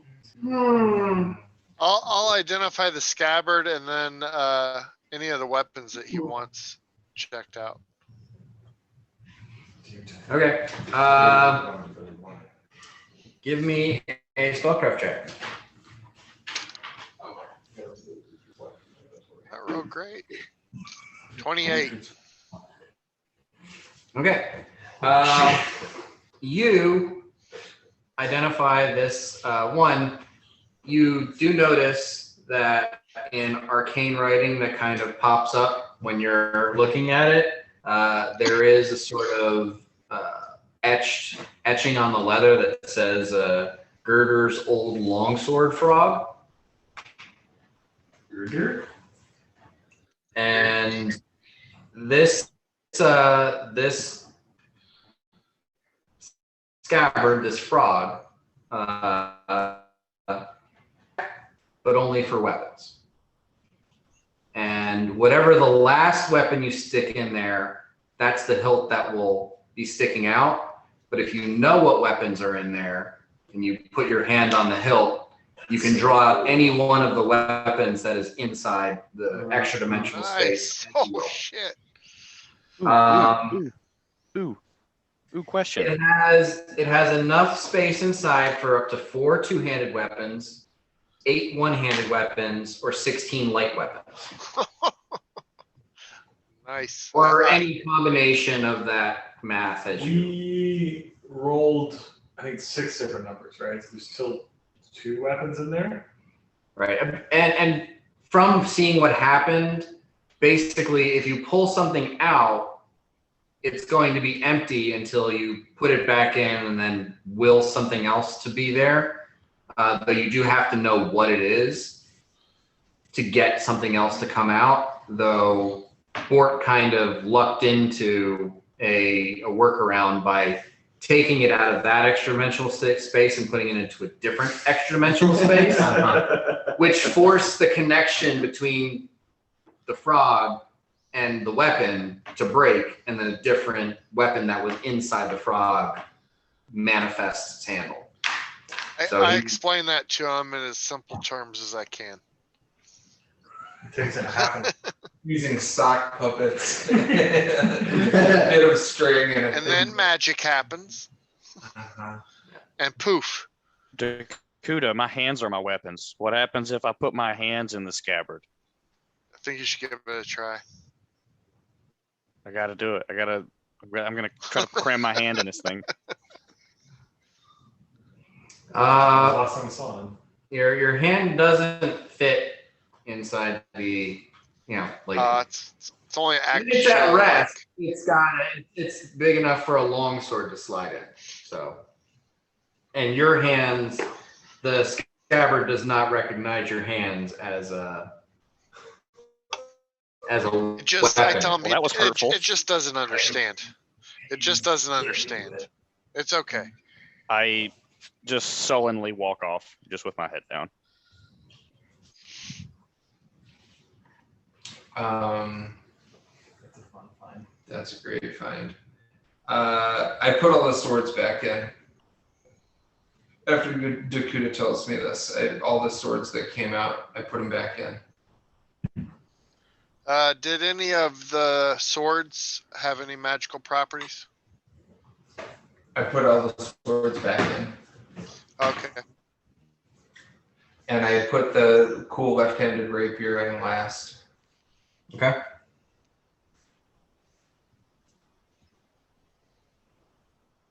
Sweet.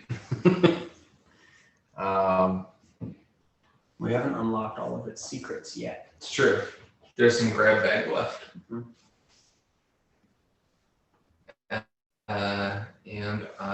And for those of you who aren't catching on quite yet, Girder's old longsword frog is an acronym for golf. It's a golf bag. I was wondering what the frog. Oh, a frog is a scabbard. Frog? Huh, didn't know that. Or you need a caddy just to carry that around for you. The caddy is the fucking extra dimensional being, man. It's just familiar. You can just have familiar. Container. Another There are no scrolls here. What Daryl's just holding the scabbard. Ross is like, "Yep, looks like I need to stick a dagger in the back of this guy, right? What do you think, Daryl?" +3 of like everything that he can use in every different material possible to overcome everything. Let's get out of here. Yeah. Huh? Yeah, totally. This is the most valuable thing we have ever found, particularly for you, Board. So we should keep Fill full of knives. fill it full of the most powerful, unique metal objects you can use as possible, and DR no longer exists for you. Yeah. Pretty cool. Stab it. Yeah. Super stab. It is far from the most powerful item you guys have ever found. Largo is in awe. It is a very handy application of the handy haversack concept. Richard comes over and like, so like just like whenever you can, man, just like the long thing, like just like, I know it's yours, but like I'm just like he's like doing like lacrosse moves with it, you know? I mean, the thing is, on goal. Yeah. you could fit all of Uhtred's weapons Yeah. in there instead of him carrying around like 40 pounds of fucking swords and shit. But he can do that. He can, and it also probably looks very intimidating. Yeah, and this little dude over here can't. Yeah. It's true. If he gets in real big trouble, he can just put his sword in there and hold onto it, and then he goes into the scabbard. That's exactly how that would definitely work. That's true. I want to be at some situation where we have to pull all of our weapons out, put on a table, and Bort's over there for like half an hour. Okay. Really confused town guard looking at him. Just eventually goes, that's enough. Leave the scabbard here. Tell me if you've seen this before. Dude, real quick, what are the stats on a heavy American shield versus a steel shield? Technically, no different whatsoever. Just matches my armor. But for the sake of, it being cool that it's made out of, because I looked it up. I kind of was like, yeah, I want you to have a matching shield for your armor, Right, yeah. which it's not. It's orcish design, but You don't want matching material. But there's technically there's no benefit of adamant shields, and I was like, that's stupid. Yeah. So it will give you an additional +1 to your damage reduction It's got orcs on if it. it stacks on top I'll of your. fix that. Okay, It's orcish design. It doesn't have orcs on it. but yeah, Still, it you know looks that- like, I mean, the same.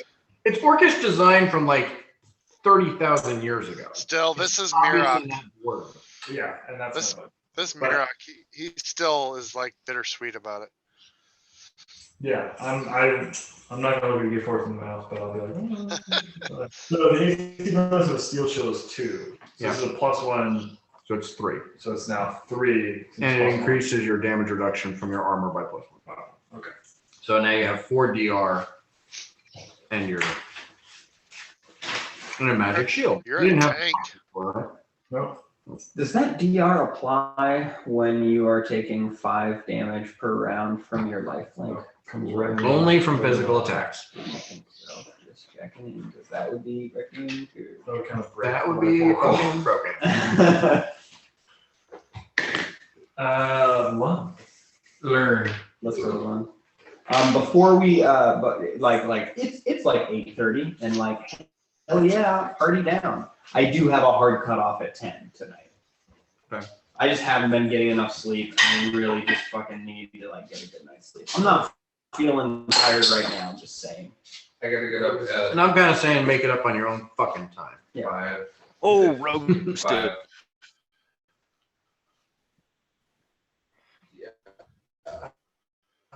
No, that's fine. I think it's plenty of time I'm gonna say that it takes you like another city, and making sure you covered everything. You run into Grant and Little a couple more times, I like the booze every time. and I imagine that a few times probably Largo sneaks off to go speak to the Ghost Dragon, Yes. which he's cool with. He enjoys the Yeah. conversation, so long as it's not about how he's trapped there and Uh, what the mechanism of that is. If we spend 3 more days doing that, I would have teleported back at night if I had the slot, which I'm sure I would. And I would have gotten a goat for Grant. And I would have went to, what's that guy's name? At the library. And I would have looked for a book on archaeology. And I would have given it to Largo to give to the dragon. Dakota's still kind of hurt. Okay.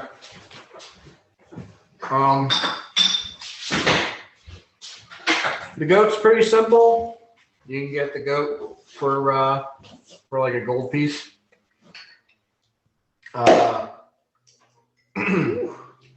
Going to the library and getting the archaeology book. Marcotte wants Yeah, Mark caught. 15 gold pieces for that. That's fine. Consider it part of, You bought a live goat? yes. And a book. The goat's for Grant. Is the goat a willing teleport participant? Pretty much. Like, Well, it doesn't have to be willing. It's definitely not going to make the will save. It does freak out a little bit. And I'll say, whatever, if you have mishaps, well, you can't have a mishap coming back, and it's pretty hard for you to mishap going to Penteros. So I'm not worried about it.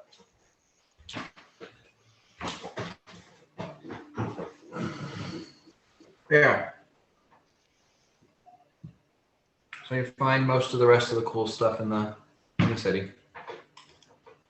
More money, more money. Sweet. Well, some fun in the lunch. To Lund. Yeah. Fun in Lund. We gotta pick up Daryl. Are we with Daryl? Joe's Yeah, with us. he's been in the dome. Gerald's in the dome, Fucking kid. hanging out, trying not to breathe in the smoke from the fire. He's the Polly Shore of the Dakota. Amazing. Can we have a discussion about our plans for Lund? I know that will completely negate us getting there, but Doesn't have to.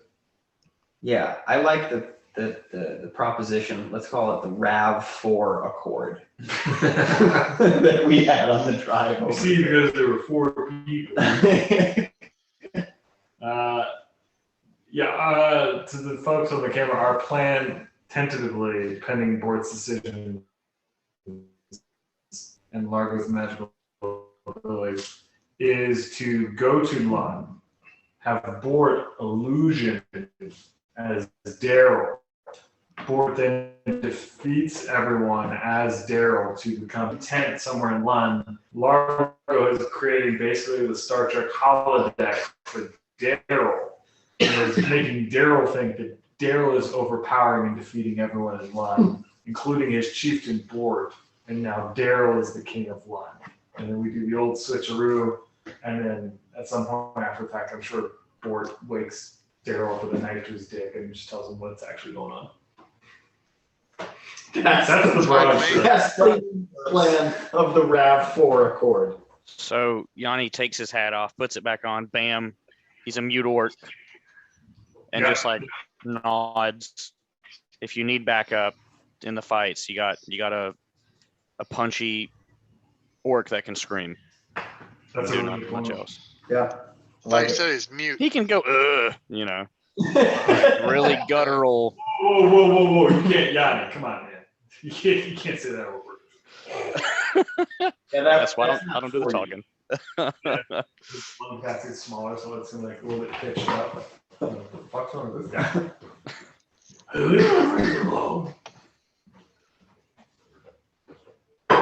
Cool. I'm down. Dan, that was our plan. I wasn't listening to any of it actually. Good. Can you repeat it now more concisely?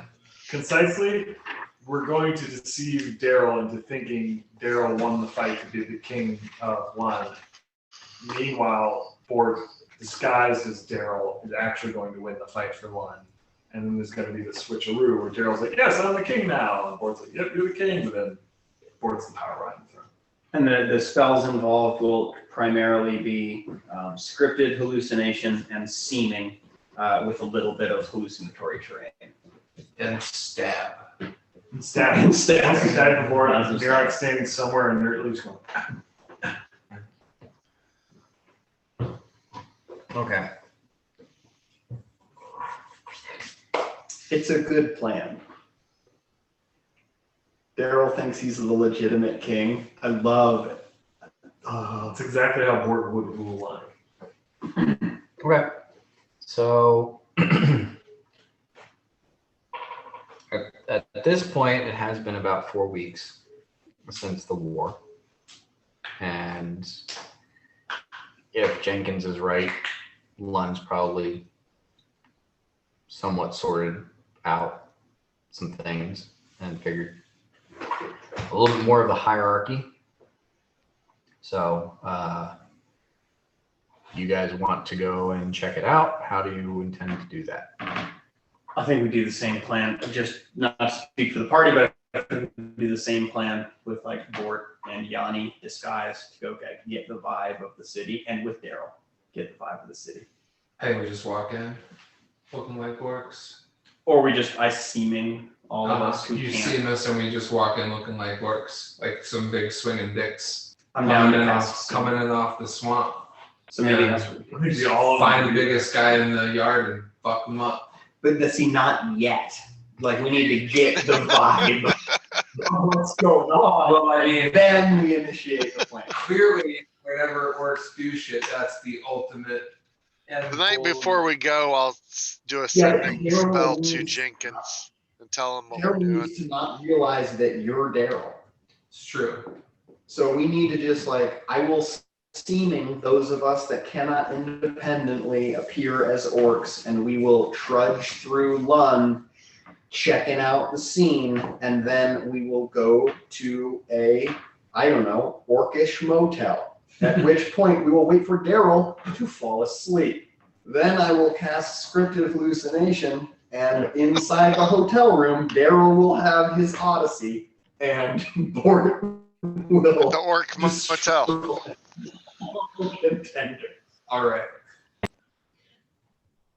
But I think first thing is, if we're right about to go to Lund, Yeah. what Largo would do is he would cast Seeming on everybody except for Bort and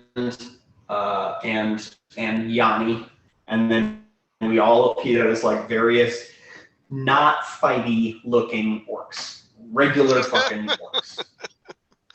Utra's gonna just make it.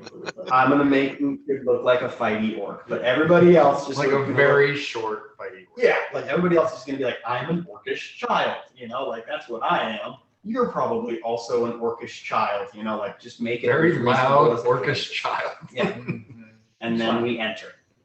Yeah, I think that's it. We'll seeming, we'll teleport in, we'll scope it out, and then we will initiate the rat forward. Yeah, they're at 4 chord. All right. What the fuck? My brain's broken. Instead of writing love, I just wrote the word love. Okay, so you guys reconnect with Garog out in the swamp, and you head towards Lund. It's another 3 or 4 days of travel to actually make it through the swamp to get to Lund. Okay. Largo creates a seeming, and I'd like Largo to describe how he makes each person in the group look. Okay. And don't forget Otis. Okay. Otis becomes a goblin dog. Okay. Largo becomes a little orc girl. Tags on. What the tags are. You know what they do with little orc girls. Yoth is the little orc girl's slightly older brother.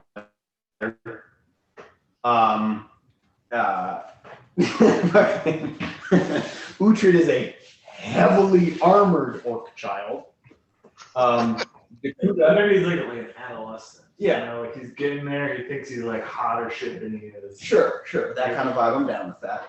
Dakuda is a orc mistress of some sort, assuming that orc women are. I less request tall. it upon seeing this. I request to be a male. I don't want to find out Okay. what they do with females. Sorry. Yeah. Please. So yeah, orc, just another kind of orc adolescent, but somewhat older seeming. Yeah. And that's everybody, right? All right, so Bort looks like Bort, Garog looks like Garog, Yep. and Yanni looks like Just a chat as fuck orc, man. Like just chat it up, you know. Still going by biz though. I would like the little girl orc to confirm with Daryl in Orcish. Daryl, you know that it's us, right? But you're not supposed to say anything. Wait, do I look like Daryl? No, you don't look like Daryl yet, and please don't act as if you do. Okay. he's like, yeah, I know. Okay. I asked him what he thinks of my dress. I grab you and It's I put, okay. I put a nugget on you and I And I drop it. say, thank you. And we are now ready to proceed. You grab him, give him a noogie, and like his hat falls off. You didn't see it. Oh yeah, he's got this fez. It's got 2 tassels on it. Oh yeah, your fez. That made it. I immediately popped it. Yep. And then just like immediately the fence just drops and it disappears. You just feel felt. No, I mean, I knew our bags. It's an echo. Things like that are the things that can't happen.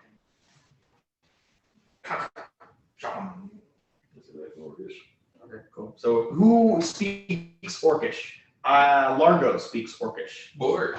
Or Miron speaks Orcish. and Garog. Okay.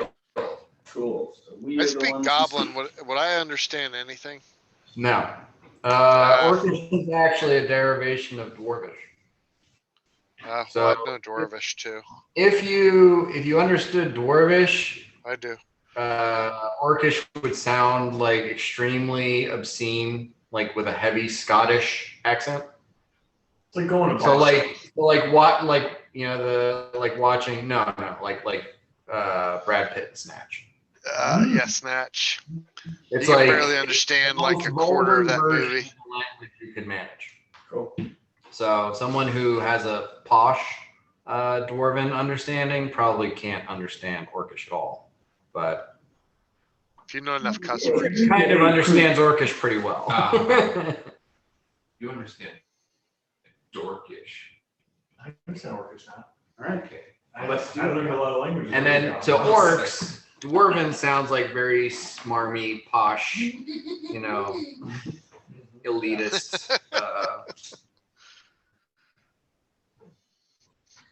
almost impossible to understand. All right, let's go slumming it. Let's fucking do this thing. I We're think walking into lunch. you and Garog really need to fucking solve this. You are the fucking renders, bro. We are the fucking rangers. Just try to motley children. But no fights yet. So you go into Lund. For Bort, Yanni, and Garog, things are calmer. There's a tension, but there's the open fighting in the streets and the random, violence and attempts at, sorting out the hierarchy has abated.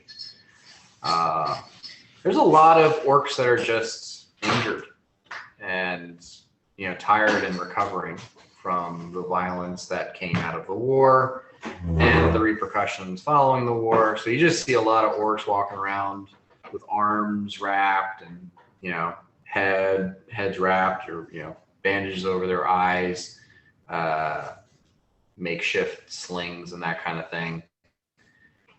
There's a lot of them. It's not the majority or anything, but it's significant. If you see 10 people on the street, at least one of them is in some sort of recovery. Lost a lip. And all of them do seem to be wearing armor, carrying weapons, bearing an insignia of whatever clan they belong to, so on and so forth. And what exactly are you,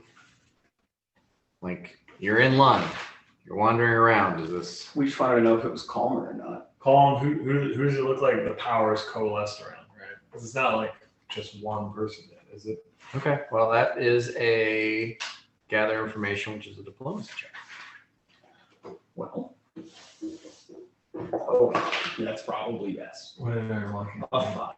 That's not great. I can back your daughter can back it up. 19. Well, the adolescents and children are going to take a hefty penalty Yeah, in trying to gather this information from the adults. that's true. But it just couldn't so for me be it's anything. 24. I'm just looking around. Is there any commerce happening, specifically kebabs and carts, things to eat, mutton legs, orcish bits? Here. Is there food available? Has it coalesced to that point, or are people still squabbling for scraps in the street? Okay, so there are no street vendors No street vendors whatsoever. whatsoever. It does appear in looking around that there's somewhat a scramble and an effort for food. A lot of the hunters were in the war effort and a lot of them are injured. Many of them are dead. The diet here in Lund is heavily carnivorous. So it has to be gone out and killed and brought back. And the unrest of the last couple of weeks has also made things less successful in procuring rations. In fact, everyone looks hungry. The non-hunters, the sort of like peons of the society, depend on providers, hunters to provide the food for them. And the hunters and the warriors have been fucking around with each other, fighting and jockeying for position over the last 4 weeks. So you see some like fish skeletons, and you see some, like an orcish kid sharing a femur from something and just gnawing on it, with another orcish kid gnawing on the other end. But there seems to be a severe lack of food here right now. Or Think of all the dragon meat that went to waste. Ford turns to Largo and says, under his breath, in Orcish, "Hey, can people eat those horses you make?" No. Oh, nerds. I asked Bort, having been to Lund before, I asked Bort and Garog rather,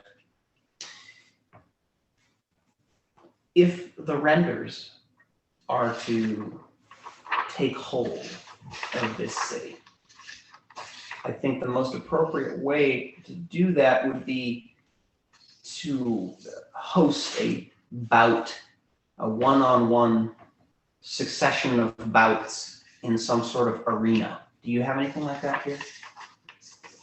Or is it possible for us to build something like that here? Or just on the outskirts of the city? Garog says there's like 6 arenas. What is the coolest one? What is your favorite one, Garog? Well, the Renders had their own, but we haven't been here. Sure, someone else has taken it. Let's go see where that one is. But the biggest one is the Chief Circle. The Chief's Circle. Okay. The Chief's Circle. Let's go check out the Chief's Circle. If you wanted to make food, you could might be able to Paragon Surge. There's some spells that let make feast and shit. Just putting that on your radar. Both of you guys. I'll let you what? Populous Uprising. Populous Uprising. Circus and bread.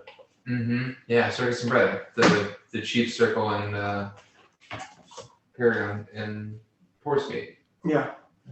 Cool. You can name ask. What kind of render? Yeah. Or the Orphans Oh, of King. render. Well, yeah. Okay, let's go to the Chief Circle. Check it out.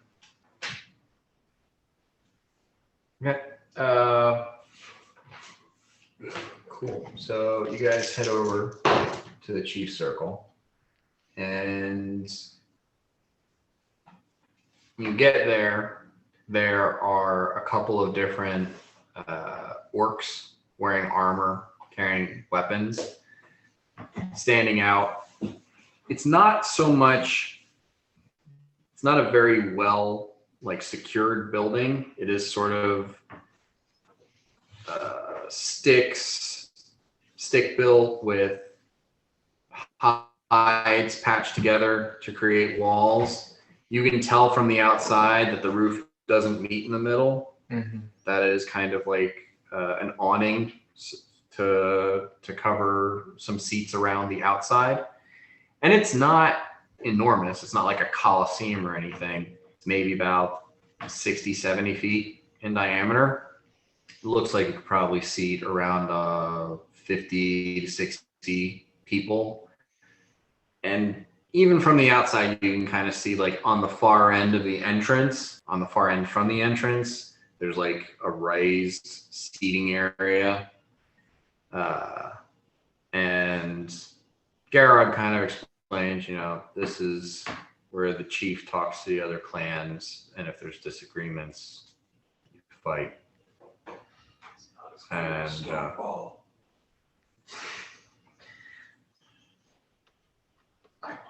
And he looks and he's like, those guys are from some of the other clans. I don't think they're gonna let the kids in. Is there like a prudish? I asked him in Orcish to say why. Because you're kids. Are kids not supposed to see this? You don't deserve to. Okay. Can I have a second? With my older brother, and I pull you over to the side, and I say, okay. Yeah. Reply, okay, I have it. Maybe say it loud enough so everyone I can't. I can try to put Garog to sleep. And then I can first, so I can put him to sleep.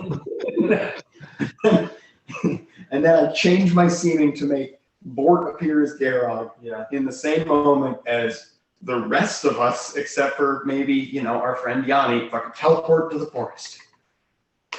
And then he's still asleep, and we're all in the forest, and you fucking take out all the motherfuckers in the chief's circle, and then by the time he pops up, he thinks he's still in the chief's circle, and we fucking do like 12 minutes times 7 castings of scripted hallucination, and he fucking battles, and then I fucking pop him back to sleep, and we roll back. If you have the spell slots for that, sure. I have the spell slots for it. I would offer maybe leaving your arc behind so you can just be lifelink to Bort. Okay, yeah. But I think we just like, and then we fucking teleport to the woods. We go, Garrett comes over and says, what the fuck was that? I was like, I don't know, dude, but it's your turn. And then he fucking goes in there. We're just like, and he has his moment. And then I go, and then we take it back and shoop, and everything's fine. The most important detail in that is Garrett needs to first overpower his chieftain Bort in that hallucination. I just remind you that. Right? Because if he beats all these guys, you're like, oh, my boss is in charge now. Yeah, no, he needs to fucking, that'll be the first one. Okay. That's Like, Bort will be like, fight me! Like, that's the first thing. He pops out of sleep, he goes, what the fuck's going on right now? And then Bort's just like, fight me in the circle.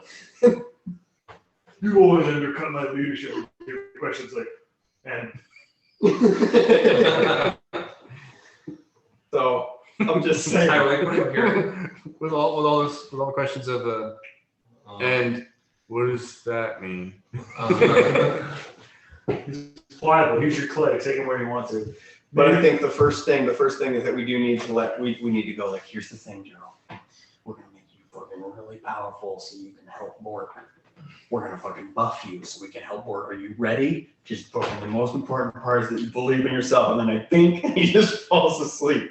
But we convince him that we're gonna fucking buff him to the gills so that it's not out of the question that he can fucking beat Bort. I leave all the theatrics entirely to you. Okay. I would recommend at least an safe line for a healing. And I'm saying we do it right fucking now. Like, we fucking sweep him, I turn you into Daryl, and you just go like, ah, and just fucking annihilate everyone in sight. Okay, let's go. Hey, there's some badass, It's not a great idea, It's but not. there's some timing concerns. some badass orcs in this pit, but let's do it. Well, you maybe jump into the middle of the pit and you'd be like, Does I'm you- the king of Hold blood! on, says you teleporting away cause any issues with him and seeing all this stuff? No, as long as I change the spell, I can change his appearance, but then I need to do that and then get I think we did talk about this, and like if someone's outside your range. Yeah, no, it did come up. So Yeah, you should it did use come him, up. not a forest far away, just like a 10. Right? Well, we talked about it, and seeming has range as far as the actual use of the spell. And what we decided was, because I did teleport away. Yeah, because you made The range of the spell is only applicable to changes made within the You spell. made Otherwise, it's somebody just look a- like it is a not a kobold? concentration. people with that. Yes, I made people look like kobolds, and we teleported away many, many moons, and they retained the kobold appearance. Because your argument was that like once you've done this to them, It's just duration. just- yeah, It's it's not a like- concentration spell. I remember that. Okay. I just wanted to check for you about. I'm just gonna have to fucking. I need someone with me just in case Garog starts to go ham and realize what's up. That's Yanni, dude. I think you need to leave me and Uhtred behind here. Okay. Similarly, if shit goes sideways for Board, which I don't imagine they're doing, you can just have a teenage orc running the range for annihilating people. Yeah. Teen or squad. Okay. Okay. Yeah, no, that's fine. So this is the plan. It's a great plan. I don't see what the It's fuck's not a wrong. great plan, No, but it's we not. might I need to think it is. subdue. If we need to subdue Garog, then Yanni's coming with. So we need to wait There are here. problems on that end. It's all the variables orcs. But I think it's a great plan. Worst But case yeah, I scenario, mean- we just destabilize the entire orcish kingdom. And fucking Uhtred and Bort against like however many orcs with you lifelinks to both of them. Yeah. Could go quite well. As long as everyone buys. the And yeah, illusion. maybe not start killing everybody, but like get into the center and be like, "Who will face me? I will be king by the end of the day," or something like that. Yeah, whatever. Or porkers, yeah. And I'm gonna keep fucking sleeping Garog as long as I fucking can until I'm almost out of that fucking spell, which is shadow enchantment. And then once I'm almost out of that spell, and I've got a couple castings left just for safekeeping, so then I'll buy you as much time to fucking get it started, because I've only got 7 castings times 12 minutes for him to fucking do the whole thing. So it's gonna be an abridged version. And then once people see the might of Garog, they're gonna back off and just be like, all hail. And then at that point, I'm like, boom, he's back, he's sleeping. And if you guys haven't handled your shit yet, we need to like fucking physically knock him out and hide him. Yeah, I think you just not, or you just tell them like, Mr. hey, here's Bogdan. what's going on. Your chief is defeating all the tribes of Lund, and you are going to go instead. But it's your job here to just shut the fuck up and pretend to be king. Yeah, if it goes sideways, we just bring Garog in. I have a very specific note in this notebook that just says, Garog, too stupid to be useful. Stan's exact words. So I would love to turn this around tonight. Too stupid, too useful. Yeah, but the most important part, right? Because if it starts going sideways and Garog's like, oh no, like I can't do this. The most important part is for him to understand that we have cast many spells on him and that he is super powerful. So that even if he's like, what the fuck's going on? I can't do this. Then even like I will make the orcs just like run at him and go ping and just like fall off and be like, "Bleh." And he'll be like, oh, it must be the magic. Let's do it. Let's do it. All right, we've lost the party. Those guys are going to do this. This is this is the Rat This is 4. the Rat Ford. Rat 4 Accord. No, not the Honda Accord. The Rat 4 4 Accord. In retrospect, we should have used a different term. Yes. It's gonna work. It's gonna work. I don't see what could possibly go wrong. King Garog, Dan seems stoked. first of his name. Dan only made a couple of notes. First we put the relic house. Okay, so first move. First move, fucking Daryl's out like a light. But You got cast a spell on Daryl. We're standing in front of the. no, first move is we tell Daryl like, so I think what we do is we go like, okay, cool. I want to survey the scene as best I fucking can, Dan. Because I need to create it. Observing the fight pit. I'm not allowed to just space it that really. The chieftain. I need to create it. It's like telling frogs. So I cast Moment of Greatness on myself. Oh yeah, you do. I can do that for you on save a spell. So. That would be fucking great. I cast that on him. And that's 5 plus 5. That's what I was saying. It's like And then plus 5 I'm- luck bonus or something. Yeah. And does it stack with Tears to Wine? I could blessing a fervor and then it would Are you extend still all your drinking? spells. Okay, Blessing of Fervor. Wait. Okay, okay, let's take a second. Let's take it. It's like getting My cast whole on you eye. have to hit all the steps in exactly the right order. This is a really good idea. I think it's great. It's just a Frank Underwood board. Mm-hmm. Unelected, in charge, no one knows. Back to works.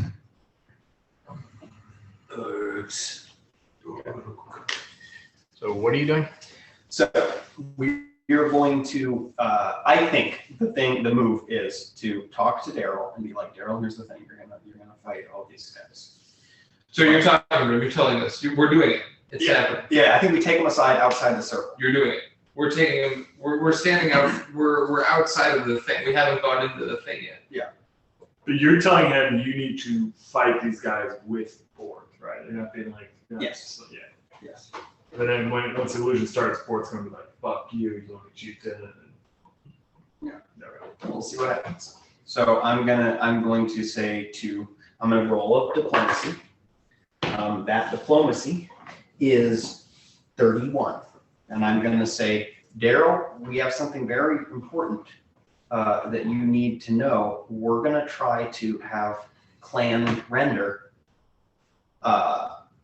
take over Lund. You've seen how powerful we are, and you know that we can do it, but we really, really, really, really, really, really need your help. Are you willing to help us? He looks at you. Mm. How powerful do you think you are, Garrock? Pretty strong. Pretty strong. You've seen that we can cast special things, right? We can do special things. Yeah. We're gonna do a bunch of special things to you to make you stronger than you ever thought you ever could be. And you're gonna help us fight all of the other clan leaders. I promise you that you will be able to do it. Okay. Okay, this is wonderful news. I'm glad you're on board. So He we're does gonna- not sound convinced, Yeah. but yeah. We're gonna cast some spells now. Okay, you might not feel anything, but we're gonna cast some spells. And as soon as you start fighting, which is only when we tell you that it's cool to do, then you're gonna be way more stronger. Okay? And then I look at you for like blessing of fervor and moment of greatness. Are these second level spells that we're casting? The plus and verb will help otherwise. So I'll do moment of greatness, right? Yeah, I just need moment of greatness then. And I go, all right, 1 second. And I turn into a full-size orc, and I need to tromp into that fucking arena and get a real good look. And does Tears to Wine and Tears to Wine and Moment of Greatness, do those stack?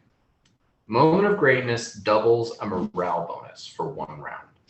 And Tears to Wine, Gives you a +5 Wisdom. it's not a morale bonus, is it? No. So I don't need it, and I'm just gonna hope to fucking roll real well. I'm gonna do the metal die, and this is gonna work out. I'm gonna roll in there just as a normal dude looking around, and I'm gonna spend like, can I spend? Shit, can I take 10? Can I take 20? On a perception check to get a good idea of what the fuck this place looks like so I can recreate it in Daryl's little brain. Well, okay, so you go up and you walk up towards the guards. Yeah. And they're kind of arguing with each other. Yeah. Basically over, which clan is the most powerful. Sure. There's like 4 or 5 different orcs from different clans there. And you walk up and they look at you striding up and they kind of block your path. I say, Ist das von Garland Party darn good? Which means I want to check out the thing. Let me in. And they reply, what clan are you with? I say in Orcish, fine, whatever, and just turn around and go back to the group and say, Plan B. And then I turn invisible. What? Okay. I turn invisible, and I just fucking my size, just try to fucking roll it. And you walk back over that way. You try to like squeeze behind them and get up inside. Yeah. And as you're doing so, they're like, "Fuck was that douchebag?" Fair. Fair. What was wrong with his voice? Yep. Yep. taking it all on the nose here. And I roll like as far as I can in there, and I try to take as much time as I can, knowing that I don't have all that much greater visibility. So I got 12 castings. So I got 12 rounds here. So I don't have a lot of time, and I need to roll a perception real high to get an idea of what the fuck's going on. Perceive. I rolled a natural one. But it's an, Okay. use an action. I mean, it's a -10. It's natural one. Yeah. So that's a -2 on my perception. So you go in there. But I'm not a fucking idiot. I know So you're not an hopefully- idiot. I know you're not an idiot. You go in there and you're looking around, and you see these tabards, these pennants hanging, and each one is like made out of hide, Okay. dyed a different color. Yeah. And each one has the pattern of different clans on it. And for a moment, you are transfixed by a surprise. Like these are like the noble houses of the orcs. These pennants are some of the most intricate and labor intensive and like this is their height of textile industry. And you get you're here and you gotta like look at the chieftains and whoever, but you're just like, All right. So I note those. I'm gonna roll a percentile die. Cool. High is good, and good for me is funny. I mean, you're taking things in, but you're focused on the tribal banners. And am I standing near orcs at this point, even though I'm like invisible and tiny? You know? No, most of them seem to be focused on the far side, where like you come in, you're kind of trying to take in as much of it as possible. There are two orcs in the pit that are wrestling with each other, and there's like another 20 or so that are there. Like some of them are cheering on the ones in the pit. And they're wrestling. Like they're in a lock to the death. One of them is biting the other one on the shoulder. Like it's not it's not like a friendly wrestle. Okay. It's I exclaim in common, Fascinating. and then try to quickly make my way out. Okay. Before my spell ends. Okay. Are you just gonna stare like a space blind? I could say that, yeah. Well, no, I think I did a fine job. Yeah. All right. So you come out, and about 30 seconds after you come out, and kind of rejoin, and the invisibility drops, and you're still seeming to look like a child. Yep. A orc comes out carrying a staff and like ragged like robes. Mm-hmm. And Garog kind of just, it's a shaman.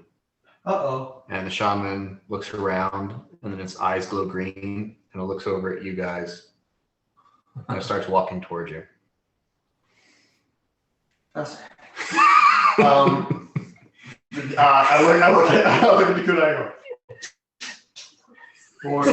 He's like, we've been made. Yeah, let's intercept them and start our challenge, and while we're distracting you guys.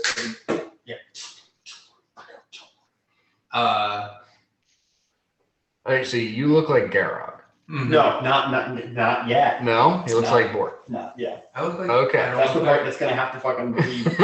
That's Well, okay. I'm saying teleport me. And then you look like Garrett, and then it really needs to happen super quick. I don't know if Largo's that quick on his feet, but he would definitely try to make you look like Garrett before he left. But right now he's focused on fucking teleporting. Okay. Dakota, are you trying to teleport everybody away? If that's the plan. Except for the three people that we decided. Okay, so except Uhtred, Mirok, and Bort Yes. are staying. And that leaves Largo, Garog, Otis, Yanni, and Dakota, which I think that's how many people you can teleport is 5. Right. Okay. Checking the logistics. Yep. Now, would I This is not actually be staying? good reason to still time with Gerard in the force. Sorry? Sure. Yeah. So I would. Am I not What was staying? that? I'm confused. You are Johnny. going with Largo. Yep. We decided you were in and out of the room, but we decided that just in case Geralt goes rogue in the hallucination that we have created, I'm gonna need you to hang out with me. You're gonna be my little bodyguard person during the hallucination. Cool. Darylception, part Yanni. I mean, basically, yeah, we're just doing Inception. Right. So,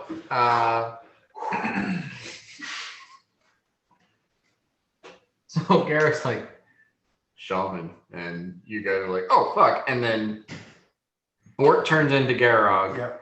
and the other 5 people wink out of existence. Yes. Yes. And for those of you remaining, the orc shaman turns and says, over here, come here. And the guards come to join him, and he approaches Not a big deal. Mirok, Uhtred, and Bort. Not a big deal. And he says in Orcish, what's the meaning of this deception? And is staring at I look at my chieftain. And I say to him, I am Gerard, Daryl of Clan Render. To whom do I speak? Who dares question my actions? You're using the word Gerald. It's not good. No. Daryl of Clan Render. He's literally Daryl of It's putting him on the back of the fuck. Yeah, you're right. He says, I am Wigan Mm-hmm. of Clan Krondar. Render is not a clan, they are a tribe. So says Clan Krondar. But I plan to, we are a clan, and I will prove it on this day. I challenge any orc for supremacy. Oh, Lord.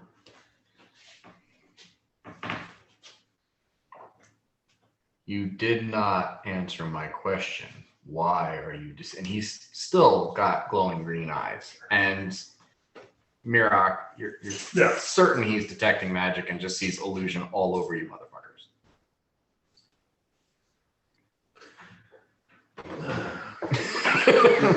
Nice. Tower. Above average. Above average. Above average. Alright, so the diplomacy of 30, the small orcish teenager, My ward. the ward says, my chieftain demands supremacy in combat. Deception or none, our bodies are what they are. We demand to fight. Our bodies are our bodies. Yeah. So I was trying to be like, fuck you. He wants to fight and kill people. What's the issue here?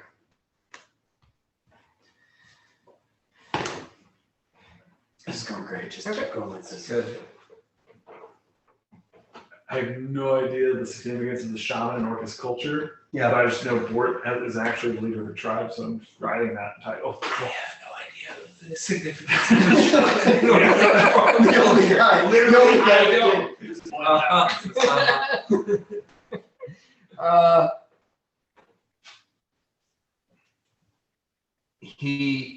The shaman turns to you, like side eyes Bort for a second, and his eyes go back to normal, and he leans in towards Mirork, Yeah, thank you. Thank you. And says, a tribe cannot call the fight. Only a clan can call the challenge.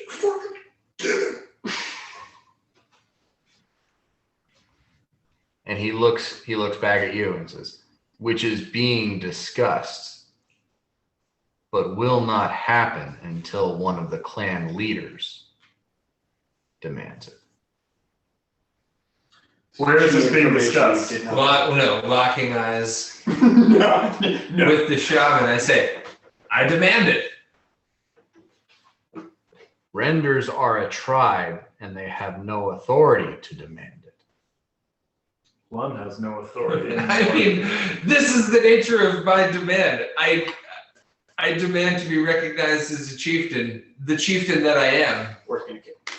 No, this is because we're coming in as iconoclasts. Like, this whole society is based on power. We want power now. Might makes right. We are Where, yeah, the right of conquest. Like, where is this the being whole, discussed?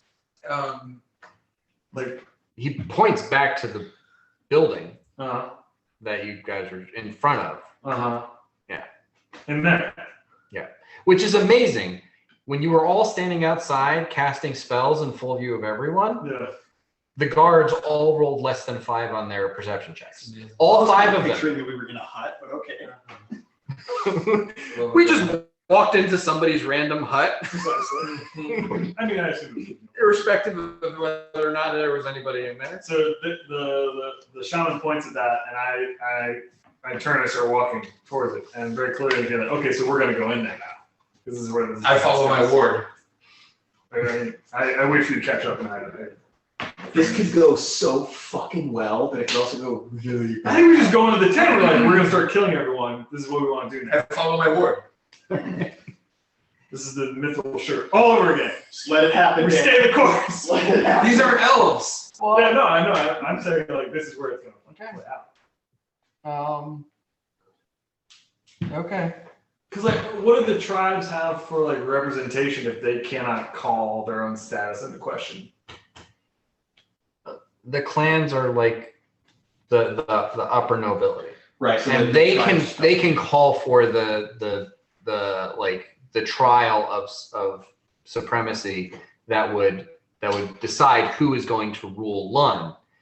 The tribes can participate, but the clans have the power, have the honor of calling the fight into.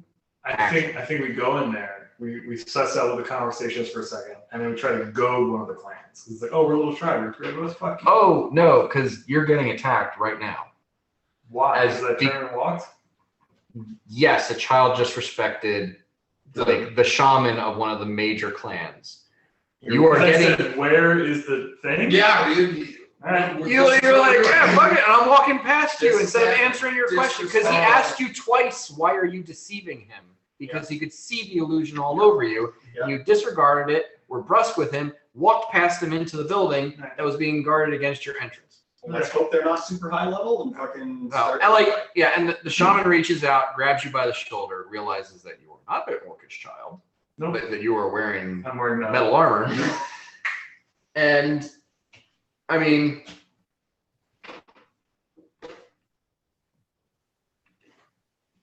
We have a neutral. It's fine. and that's basically what I'm thinking right now. Over the course of the next 15 minutes, Yeah. like 60 orcs die. Yes. And Bort and Uhtred kill so much. Sorry. So A many. lot of killing. I'm glad you're letting this happen. Like, and Mihawk, you're just kind of like,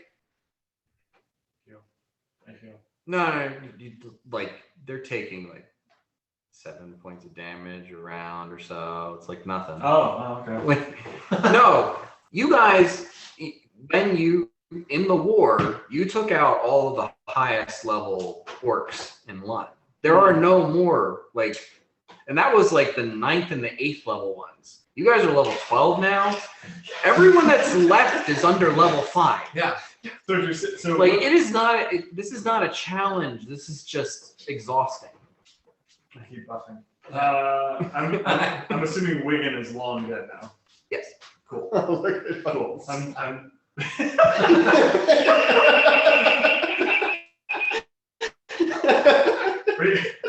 Hooray! Ooh, cat burglar. Mouse. So we've killed dozens and dozens of orcs. What is beginning to happen now? Are we like forcing?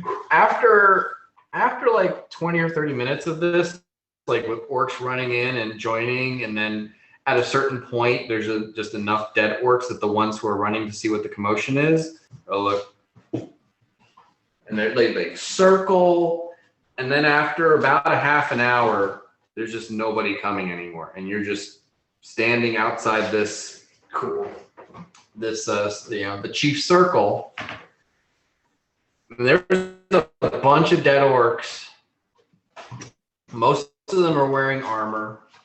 A bunch of them came out of the chief circle and engaged you.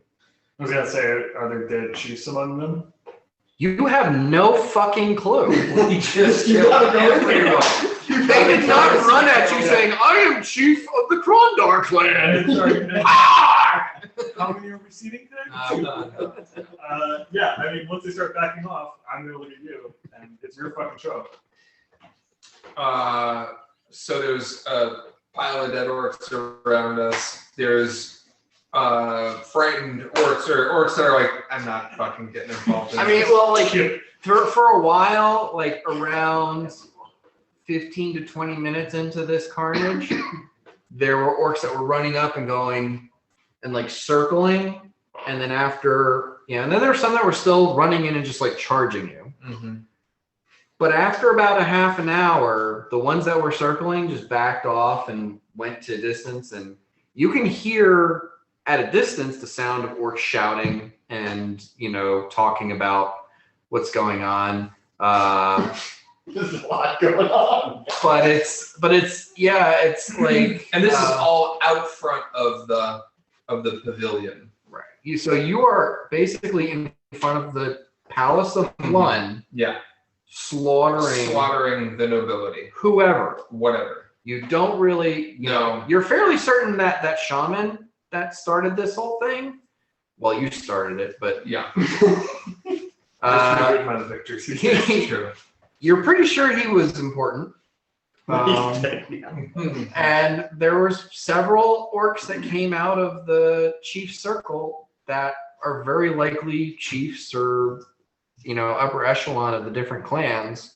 But you don't know who you killed, what importance they have. You see that most of the ones that you killed are wearing insignias of different clans, and they're wearing insignias. You don't know what any of the insignias mean, whose clan or tribe they belong to. Don't care. But you can hear, like, in the distance, there's like one orc in particular that's booming his voice louder than everyone else's, is saying, demons have come to the chief circle. They've slaughtered everyone. No one approach. Only death. Like kind of warning people off from going in and investigating. But after about a half an hour of slaughter and, at least 6 dozen orcs dead, you're down like 5 of the heals, like the healing touch. No, just because you're just basically sitting there going, wow, this is not hard at all.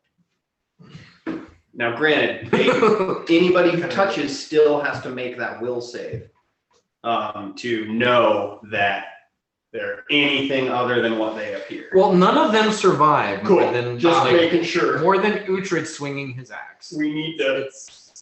It is absolute carnage. Let's go into this. Well, you have not accomplished the goal of.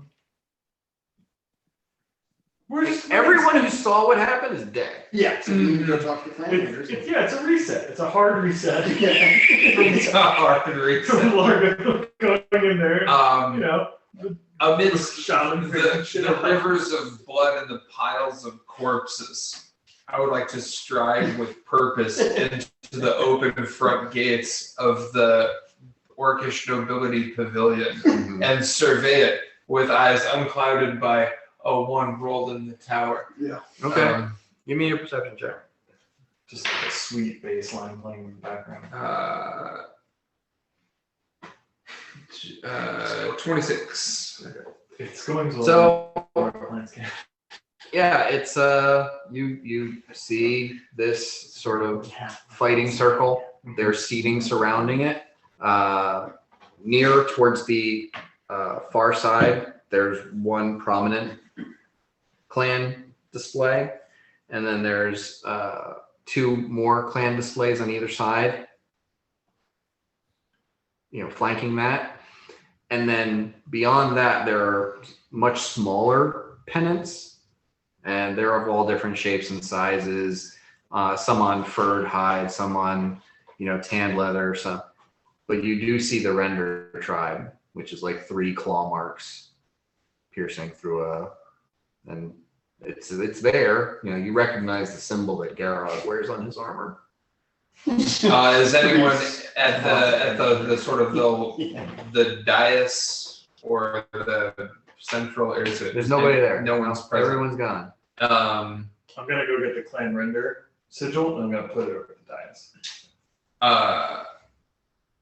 It's a great idea. Here's what I would like to do, because the clan render signal is 3 slashes. I would like to climb up on the dais using my acrobatics and tear down the giant thing, the giant clan. But as I tear it down, I'd like to slash 3 slashes in the motif of clan render using my dagger through the old giant tabard of the old insignia of whatever fucking clan I just killed the chieftain of. Okay. And desecrate it using the insignia of clan render, rending it, if you will, as is my clan's right. Okay. Again, we're a tribe, but we're not clan render. You do not understand. You don't tell me. Okay. It works. Well, I think it's gonna be like a tribe render. It's just like, yes, you're now the king of Lund, but everyone in Lund is dead. Again, yeah. Here, I don't have a problem with this. It'll be fine. Yeah, we don't just need to take care of him. Look at all the people you killed here. Yeah. Okay. So you fuck around in the chief circle. Then what are you doing? We didn't kill all the chiefs. We have no idea what we killed or what we did. I think I want to take the tabard and hoist it up on a fucking pike and have my ward carry it and walk down to where there's some more orcs and maybe not kill all of So them. then it feels like Exactly. Yeah. We do that. Who's this fucking I want loud a mouth tabard. down there talking about demons up in the winner's circle? We demand everyone bend the name one to Garrod, the rightful king. Daryl of Clan Render. Hi, Daryl. Hi, Daryl. Garrod first of his name. Hi, Daryl of Clan Render. Okay. So you're using the defaced banner of the other clan. I Defaced rated with it. the rend. Okay. The rended. All right.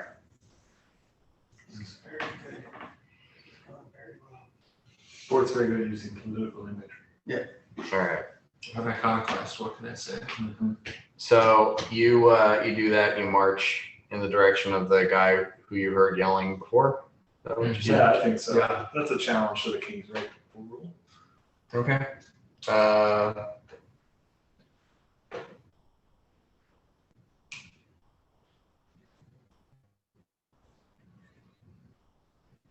right. As you do that, let's see. You know what's nice? You know what's Largo's not here. We don't have to worry about that. No curveball. Oh, Yeah. worse. Yeah, Largo's gonna have to worry about it. Yeah. Yanni really. Okay. Just to maintain the illusion. So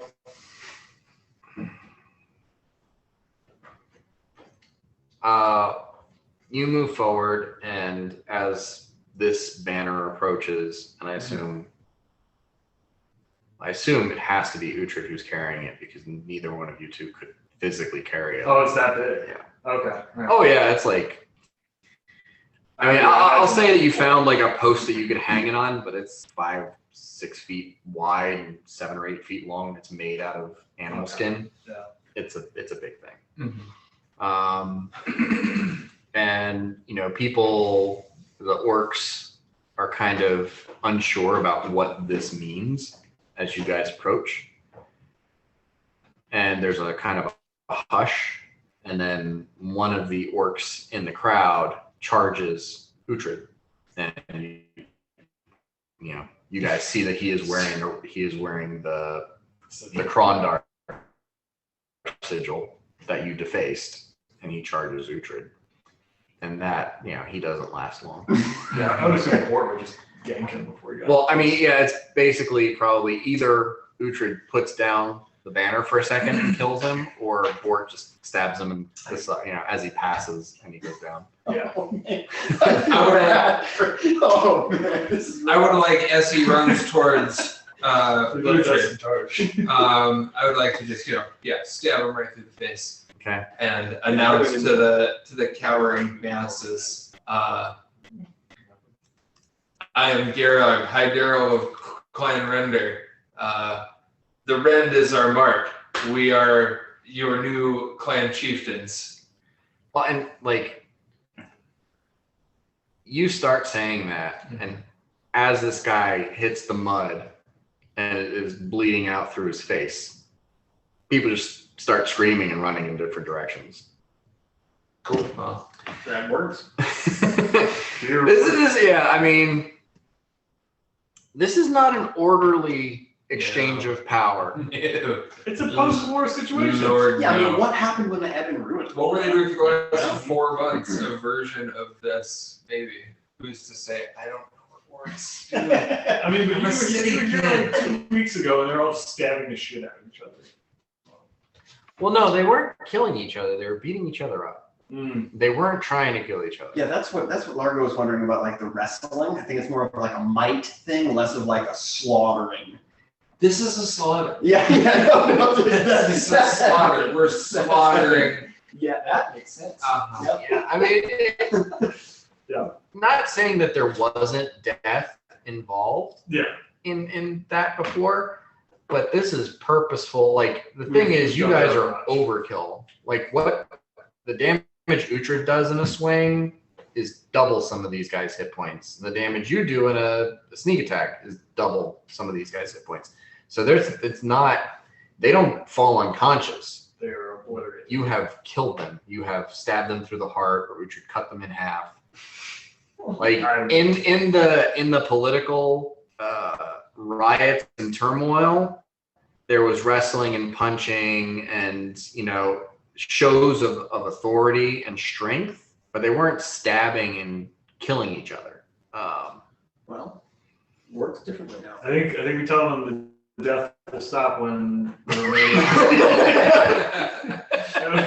remaining clans and tribes swear fealty. The beatings will stop when morale improves. Who are you gonna tell? We're operating on a caricature of orcish society. Yeah. We didn't do it. We didn't gather enough intel. Oh, they didn't bring it. There's no intel there. So, I mean, I will say that as you guys try to impress upon the locals, your intention of a coup. Our coup.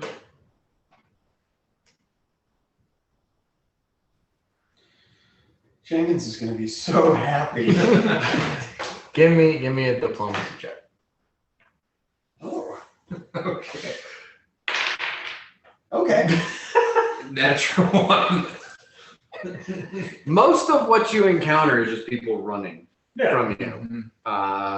And after maybe an hour or two of this, Uhtred's like, this isn't working. He just drops the banner. It's like, we should go talk to the other guys. What guys, Uhtred? The Our roses. Oh, Like I don't think and honestly, Uhtred is the smartest person out of the group. Mm-hmm. I think it's going fine. I think we go post back up in the king's, the palatial tent where all the clans meet. We sit on our throne and we wait for the guys to come back and Circus and bread. We've hit him with the circus. Let's have some bread. bread. Good call. Largo doesn't me. know how this is handled, so he's gonna have like a nice orderly So we just- structured arena fight. We just drop Daryl off and leave and let him figure it out. You don't have to kill these dudes. Let's but get the- It's not gonna be like. I think we get the rest of the. We just leave the. Like a huge chunk of the upper of the ruling class of Lund was just slaughtered by Daryl and a teenage boy. Yeah. That's how you do a My coup. That's how you coup. Uh-huh. That turned the whole thing upside down. Put that. Yeah. Allison Jenkins, it's gonna be about 4 more weeks, but we I mean, Uhtred's like, if we go back to the circle, more people are going to show up and we're going to kill them. yeah. No, No, we're going bread. to the circle. We're going to the throne. Right. The chief circle is the thing. Oh, Exactly. So Just we'll go there and we'll sit on it and we'll make a feast. We've done the circus. Let's have the bread. Let's make a fucking.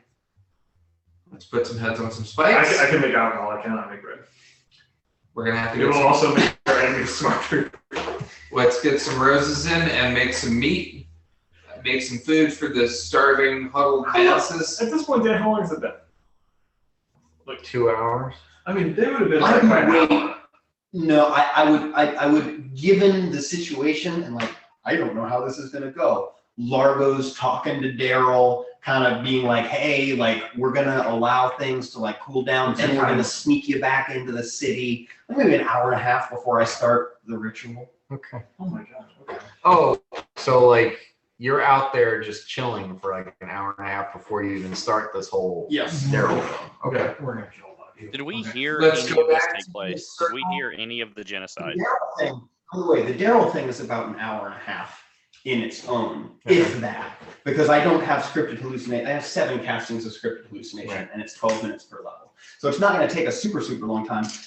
If you guys would know Largo's wishes at all, I know I'm not there. I don't mean to metagame, but like maybe if someone comes to try to like challenge your authority, like try some non-lethal damage, and like really try to break bread with these people, because what goes on in Daryl's head is going to be very different from the reality. We're putting heads on spikes. The Okay. corpses that we put into the potter's field in front of the pavilion, we're decapitating and putting on spikes around the pavilion.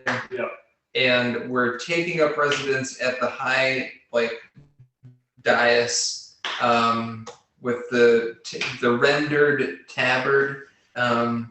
Yeah, it's I imagine that's how you think it's going. Like we're like maybe having conversations with them, but in reality, it's just fork after work throwing themselves at each other. Yeah, I know. They've stopped. So okay, There's so a- you guys said you went back to the circle. Yeah. Went back to the circle. You're sitting there.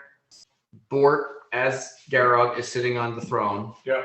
and Heads on spikes. We've decapitated many bodies. Field of okay, so corpses. Bort's doing that. No, How much heads on I'm spikes? gonna offer. I will look around, and if I see more adorned orcs in the corpse piles, to pull them out because they're clearly important to me. They're clan chieftains. Like we pull them out as display. Like we've killed this chief and this chief. Chief Shiva. We're just laying out bodies in front of the. Okay, so you're trying to sort this out somewhat. You're trying to figure out, who's important, who needs to be on display. These are people that. Okay. Break stuff out. From time to time, you see an orc come in and kind of take a look Mm-hmm. and then run away. Like no one wants to come in and treat with you guys. Yeah. Because it's just death. And for a lot of these orcs, they're coming in and seeing the most powerful orcs in the tribe have been slaughtered. Yeah. So they're not, interested in like joining the pile of dead bodies.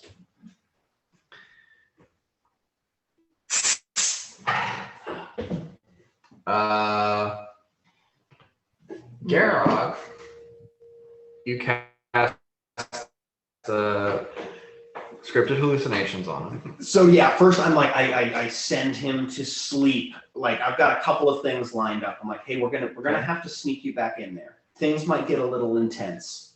We just need you to stay with us and trust that it's all gonna be okay. Trust the process. And then I do cast shadow enchantment in the form of sleep on him for a short while I kind of prepare and think and breathe heavy breaths. And then we kind of slap him awake amongst the scripted hallucination. And can I narrate the scripted hallucination the way that I think it's going to go? Sure. He's going to be in there, right? Bort's going to be in there. The Bort thing's going to happen last. Largo made a decision. Bort's like, listen, I don't know how this goes down in your culture, but we're going to do this together, right? And then we're just like, fucking bring in the clan leaders. I'm trying to make it formal, but not too formal. Like clan leaders come up, and I'm trying to make these people like, I don't know, maybe like they have like an eye patch, or like maybe they're not the most recognizable because I don't know if he knows them or not. And like they kind of just like rah rah rah. And is Daryl swinging? Okay. So the first thing is Daryl looks really confused. Yeah. Like, so the rest of you can see Daryl. Yeah, he's just standing. He's standing there, and all this stuff is happening in his head. And I know what's going on. Yeah. I think he's still physically acting out his part. Oh hell yeah. That's that's my favorite part about this. We have set apart a clear. Yeah, he looks extremely confused. Okay. And he keeps on turning and looking to his side, which you're kind of like, oh, that's where I put Bort. Yeah. And he's like, we can't. Well, it has to be you. I can't help. Mm-hmm. Okay, and then Bort turns to Daryl and goes, well, you've been buffed up. You're stronger than you could ever imagine. So maybe it's time to figure out who the real chief of Clan Render is. And then Bort just starts fake swinging at it. And Daryl, having seen Bort eviscerate numerous people, drops his weapons and cowers. But then he hears like a chip it, and like looks up and like Bort is like the weapons he dropped, like in the and Bort is just like only Birok to heal me, but you're now the leader of the newly formed Clan Render. This is all Largo's guess at how combat looks. Because you're imagining this like gore and atrocity as like Garrett climbs the throne, but like meanwhile we're just doing war crimes. Brutal war crimes. Just. And Daryl, what's Daryl like? Like Daryl, like he doesn't like. I think Bort may have said like, you don't know your own strength. He says like, we cast so many spells on you. My death scene is taking a long time. But listen to what I have to say. Garrett is too stupid to be useful.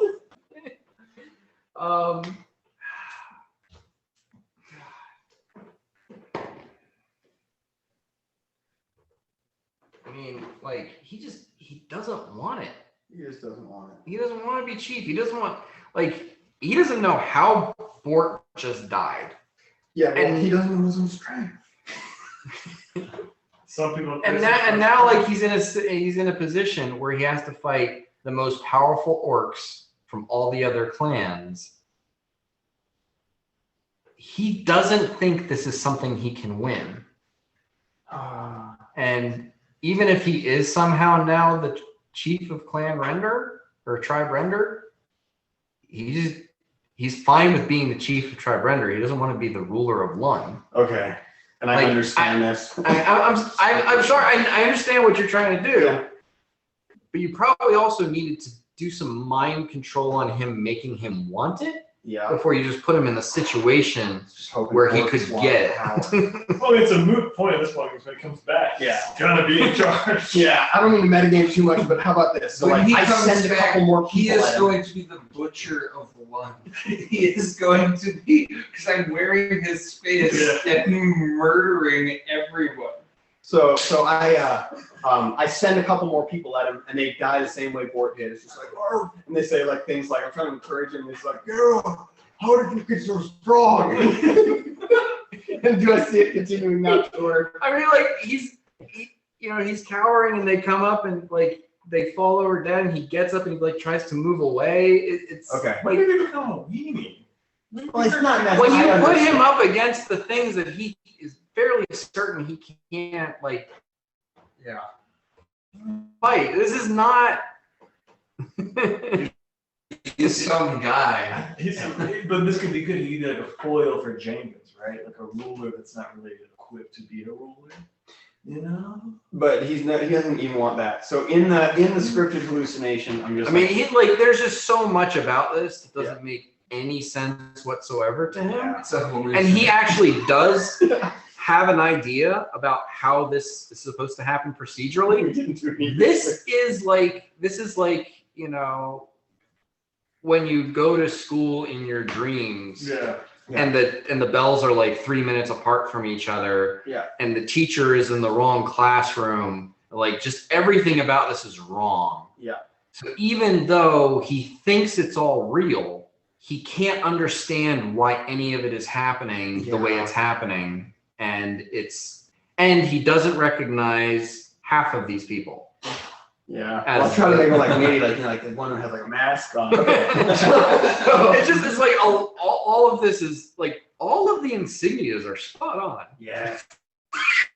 That's definitely that guy. So in the scripted hallucination, after like maybe 10 minutes of me trying to throw bodies at him and him like cowering, in the scripted hallucination, I make him see Largo, not any sort of seeming or anything like that, but just Largo goes up to him and doesn't crouch down. It's just like pats him on the shoulder and he goes, maybe we'll try again tomorrow. And then I cast sleep on him again. And I turn to Dakuta and I go, let's just get back there and see what happened. This isn't gonna work. I think it's fine. Trauma is a tool. That's what my therapist is, Paul. And it's a high roll save for the whole like shadow and Oh, yeah. Did he roll high? Okay. So I just like apologetically like maybe we'll The thing try is, again tomorrow. he actually like when you said the scripted hallucination, I rolled 7 saves. Yeah. Because you'd have to cast it 7 times to Yeah. complete. And he made the first save. Okay, so That's the only save that he made. But then you're like, oh no, I cast sleep on him first, and then I did this. So I just scrapped that and redid the whole thing. He didn't make any of the other saves. Yeah.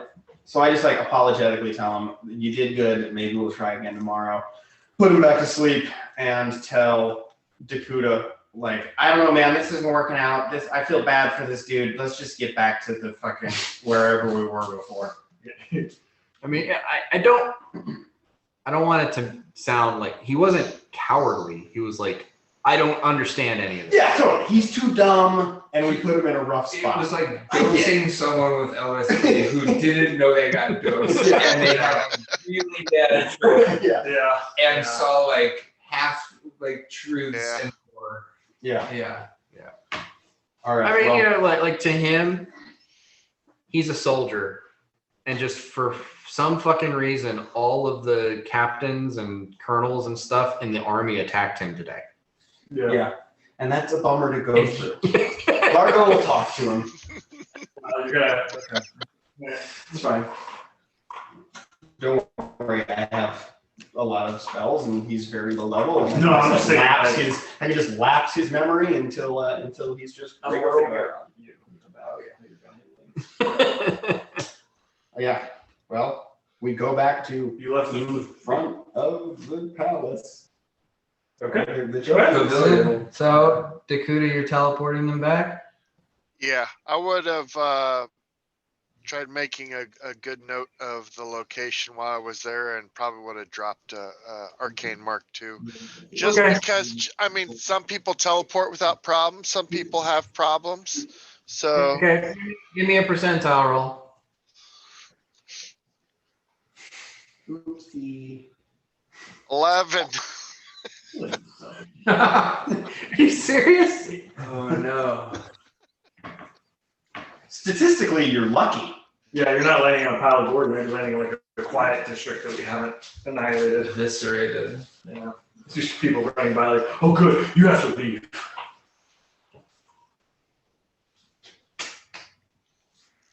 I have problems teleporting, apparently. Before we go, I grab you by your shoulders and I'm just like, I trust you with every fiber of my being.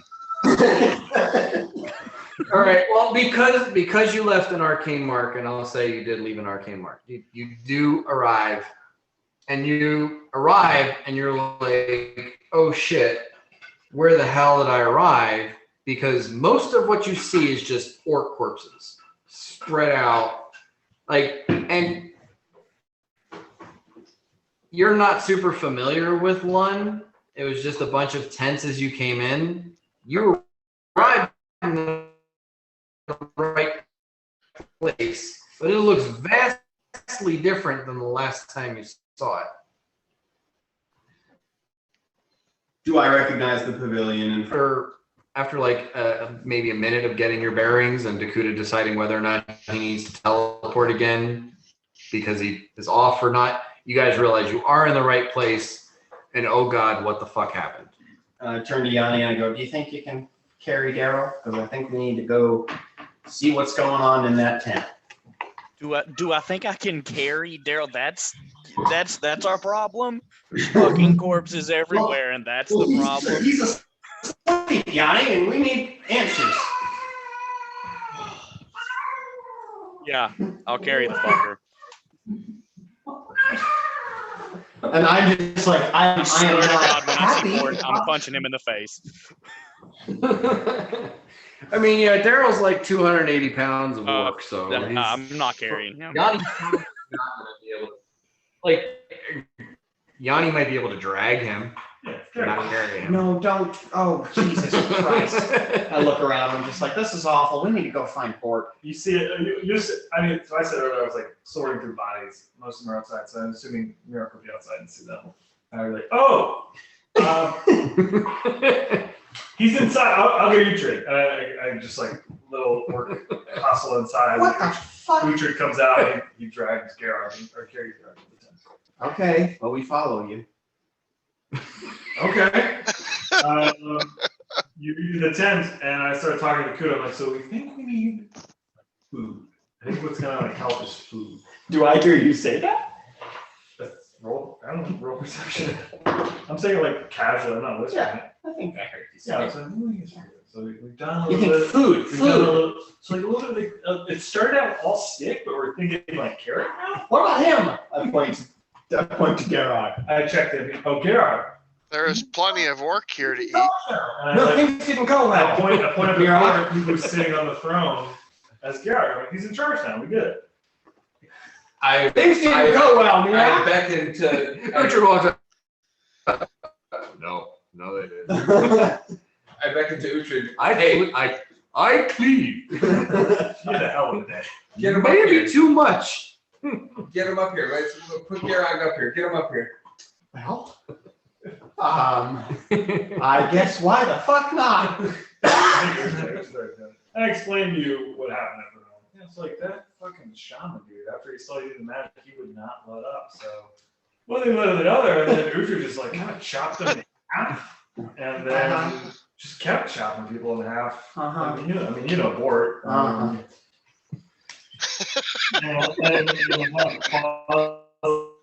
I imagine you're thinking like, I'm gonna be like, oh, I think like this many people died. I'm like, three blocks of the city.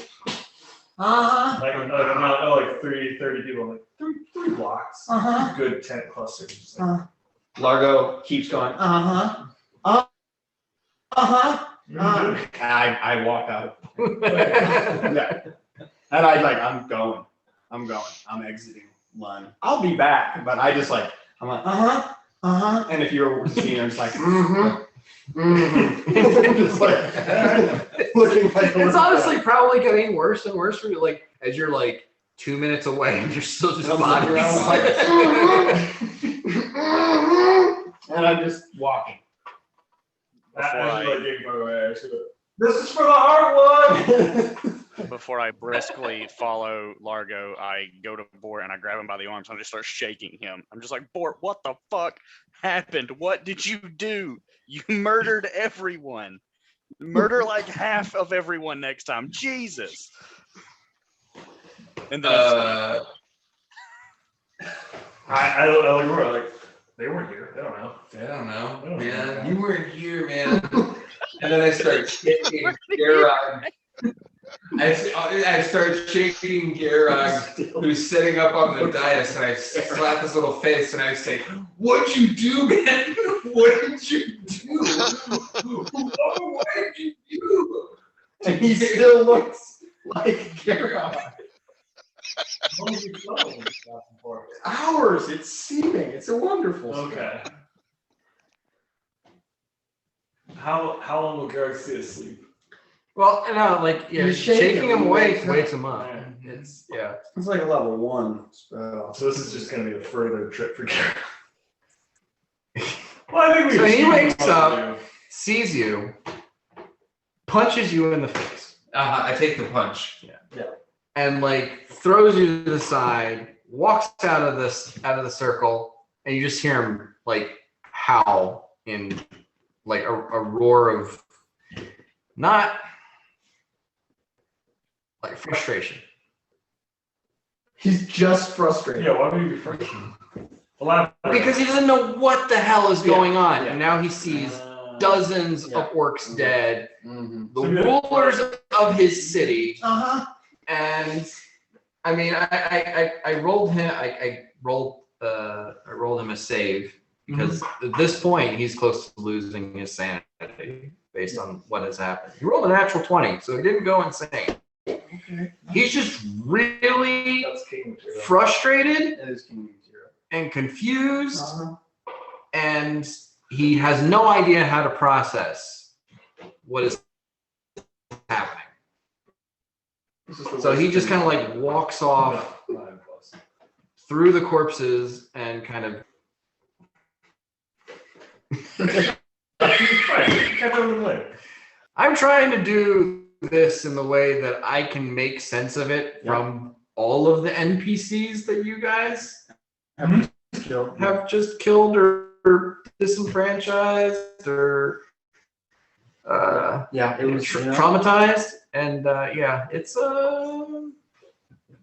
plan didn't come together. You know, it didn't, but We it got the broad strokes. Daryl's in charge of one. yeah. There's one is in question as a political entity, perhaps. I don't think so. I don't think there's a lot anymore. Well, that's what I'm saying. One is in question. Oh, in question. That like the caste, the ruling like class of one, what was left. But like that's The ones that that's what you do. That's You what just we're chop the doing. Heads off of everybody. that's what we're doing right You're the now. guy now. Yeah. Yeah, some people are gonna leave. But Except that there is nobody who saw this happen and lived. yeah, there are. You said there were tons of People people ran fleeing. away. They're fleeing. They Right. saw brutal murder. Yeah, they saw brutal murder at a distance. I don't know if They they're saw like, a fucking huge banner with the Ravager, or not Ravager. Render. yeah. Yeah. There's witnesses. I think they know who did it. Yeah. Garrett with Tribe Render, Garrog, High Darrow of Clan Render. ruler of Len. Yeah.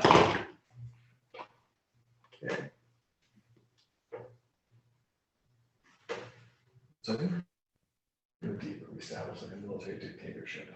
We need to start getting some guys loyal. Largo's not down. This is the whole plan from the jump, Largo. Okay. So you guys trying to sort out what's going on. What kind of, if it's all right, Dakuta, you decide maybe like take a flying to see what's going on in the city. Sure. Makes sense Visible, for you? Okay. And Yanni, you kind of do the same thing on the ground. You can cover a lot of that. There's a mass exodus. A lot of people are going to the river and getting on boats and canoes and just leaving. Which direction's that? The river is south of Lund, and they're just going with the current Right, to is that, to is the that east. east or west? With the current to the east. Like Oh, up to Penrose. towards I mean, Sinton? there are people, there are orcs at the shore who are fighting over boats and killing each other to get on the boats and leave.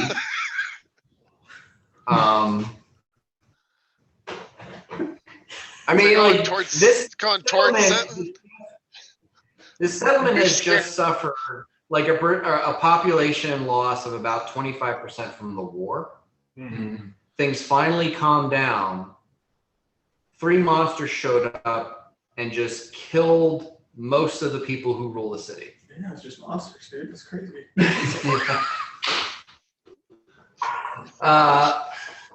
But they're So, fleeing like- towards Sinton. Well, they're fleeing downstream. Yanni, you see this as well, and you're thinking where they're probably trying to get to is Ordon, which is probably most of them are going to die if they're just in like the little shitty canoes. There's a couple of like trireme style longboats that might make the traversal, but Ordon is a sort of militant city run by hobgoblins, but it has significant factions of orcs, ogres, goblins, whatever. But it looks like there's a good chunk of the population that's just abandoning Lund. That this is not. That what has just happened is a horror show that is too much for them to feel that they can keep this being their home. Sure. At least we didn't kill those trolls. So, so I'm gonna take this message back to the fucking brain trust here, and I'm gonna say, okay, they're fleeing. They're probably mostly going to die in their attempt to get to Ordon, but if they do make it there, and if they do tell them what was done here, chances are there's gonna be a hobgoblin militia coming to fucking poke around up here. Well, one of the Ebon Ruins generals was a hobgoblin from Ordon. Noyan Warish? Noyan Warish, yeah.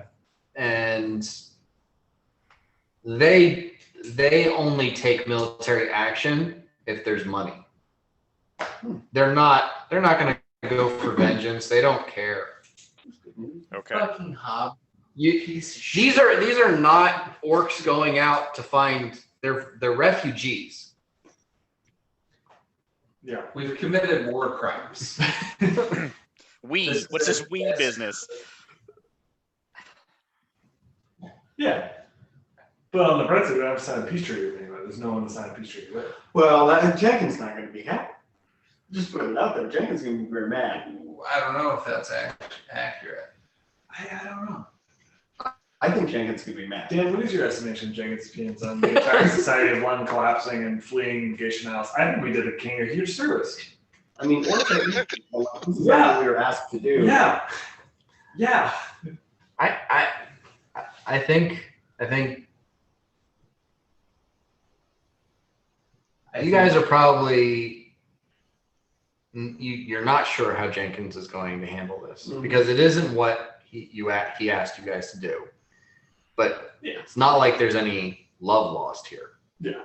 As long as they're not like They did into try to Gation fields. destroy. We were just in Society. war with these people, like state-sanctioned military conflict. And He now probably the biggest problem that this is going to cause between you and Jenkins is he's going to be scared of you. And you are going to lose lots of trust with him because there was a thing that he wanted to happen and you went in and just slaughtered an entire faction of doesn't need to know. That's You're not- the choke point of information. Anyone that saw anything is dead, and the half of the people that didn't see anything are gonna die fleeing. Assuming Jenkins knows what you did. Yes. This is going to cause him an amount of consternation as to whether or not he can trust you guys. Yeah. And Mir wouldn't see it as like willful lying. He's like, yeah, we showed them this order society. We demanded trial by combat. They started attacking us. We attacked back. That's just Right, things He's did operating get from out of character. hand. Bort may have a different view of it. Bort was like loving the slaughter, but it's true that things just kind of got out of hand. Yeah, New York didn't view them as a society. So he's like, oh, they're starting to kill me. We kill them back. This is how we determine. You know, These are their laws. We can turn it. you know what we could do? This is like turning.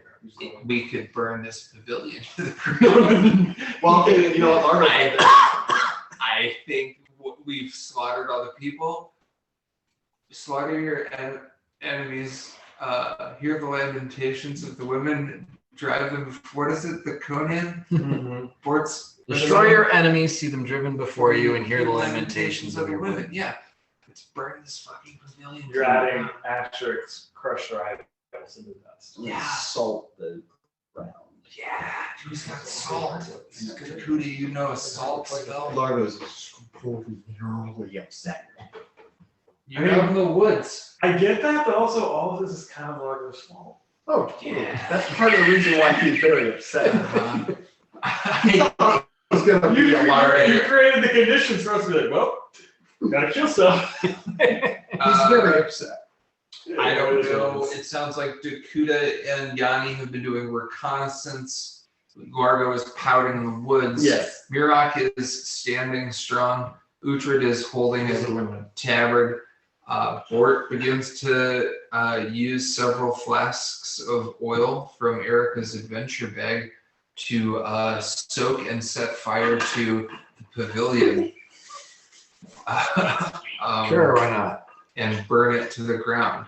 After my reconnaissance, Dakuta will just let it know he really has no interest in political matters, and this kind of sickens him a little. So what he will do is he is fine with he'll like set up times and TP back to help, but he'll probably go to the dome. All right. Does anybody want to hitch a ride with him at this point? I would go find Largo. Let him know. I straight line out of the main entrance of Lund. And I'm not fast. Okay, I guess I catch up with Largo. I mean, I will. What do you think Uhtred would do, though? I don't think he'd stick around. If you say Yeah, I think Uhtred would be like, let's go back to the dome. Like, he just. it's like the fighting is over, and what's going on right now really isn't anything of interest to him. So he goes back with Dakuta. Okay. But I would set up a time to come back or whatever we're doing, but all of this. But besides the massacre, Dakuta has no interest in politics. It's like an annoyance to him, so he doesn't want anything to do with it. All right, I'll Yanni, give me a survival check. So if you don't have any ranks in survival, it's just a D20 plus your wisdom modifier. Let's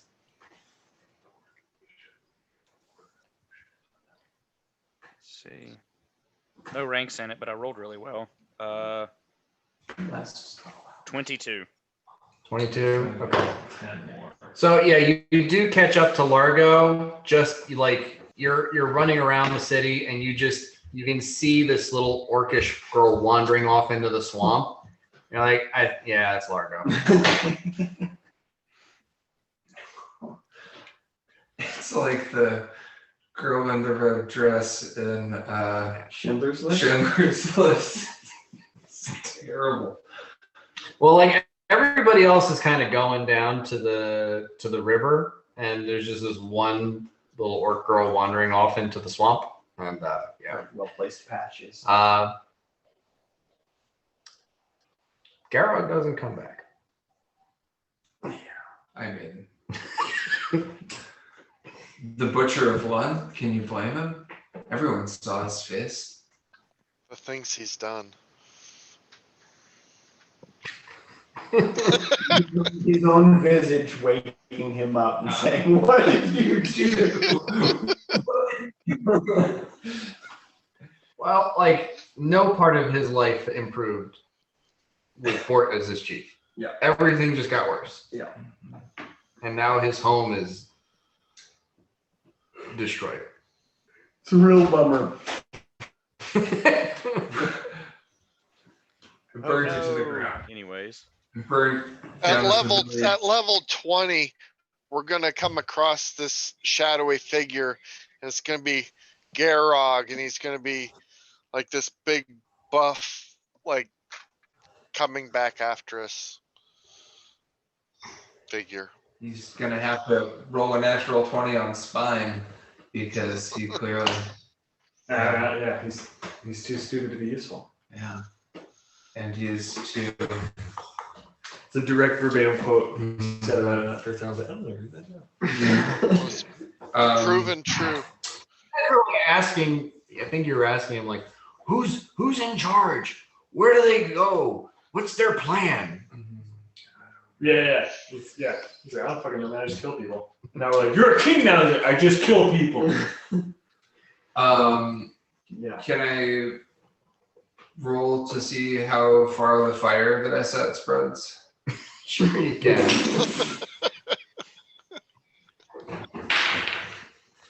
13 on the die. Definitely doesn't stop with the chief circle. All right, Keeps going for a while. keeps going, burning.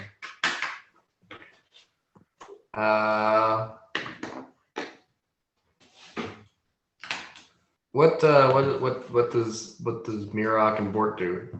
You're the only people left in I London. think we hitch a ride back to Kuda on one of his last teleports out after or before our illusions wear off. That's okay. Definitely.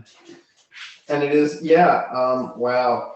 10 o'clock on the dot. Yeah, and it's not all Largo's fault, but Largo had a lot of a plan.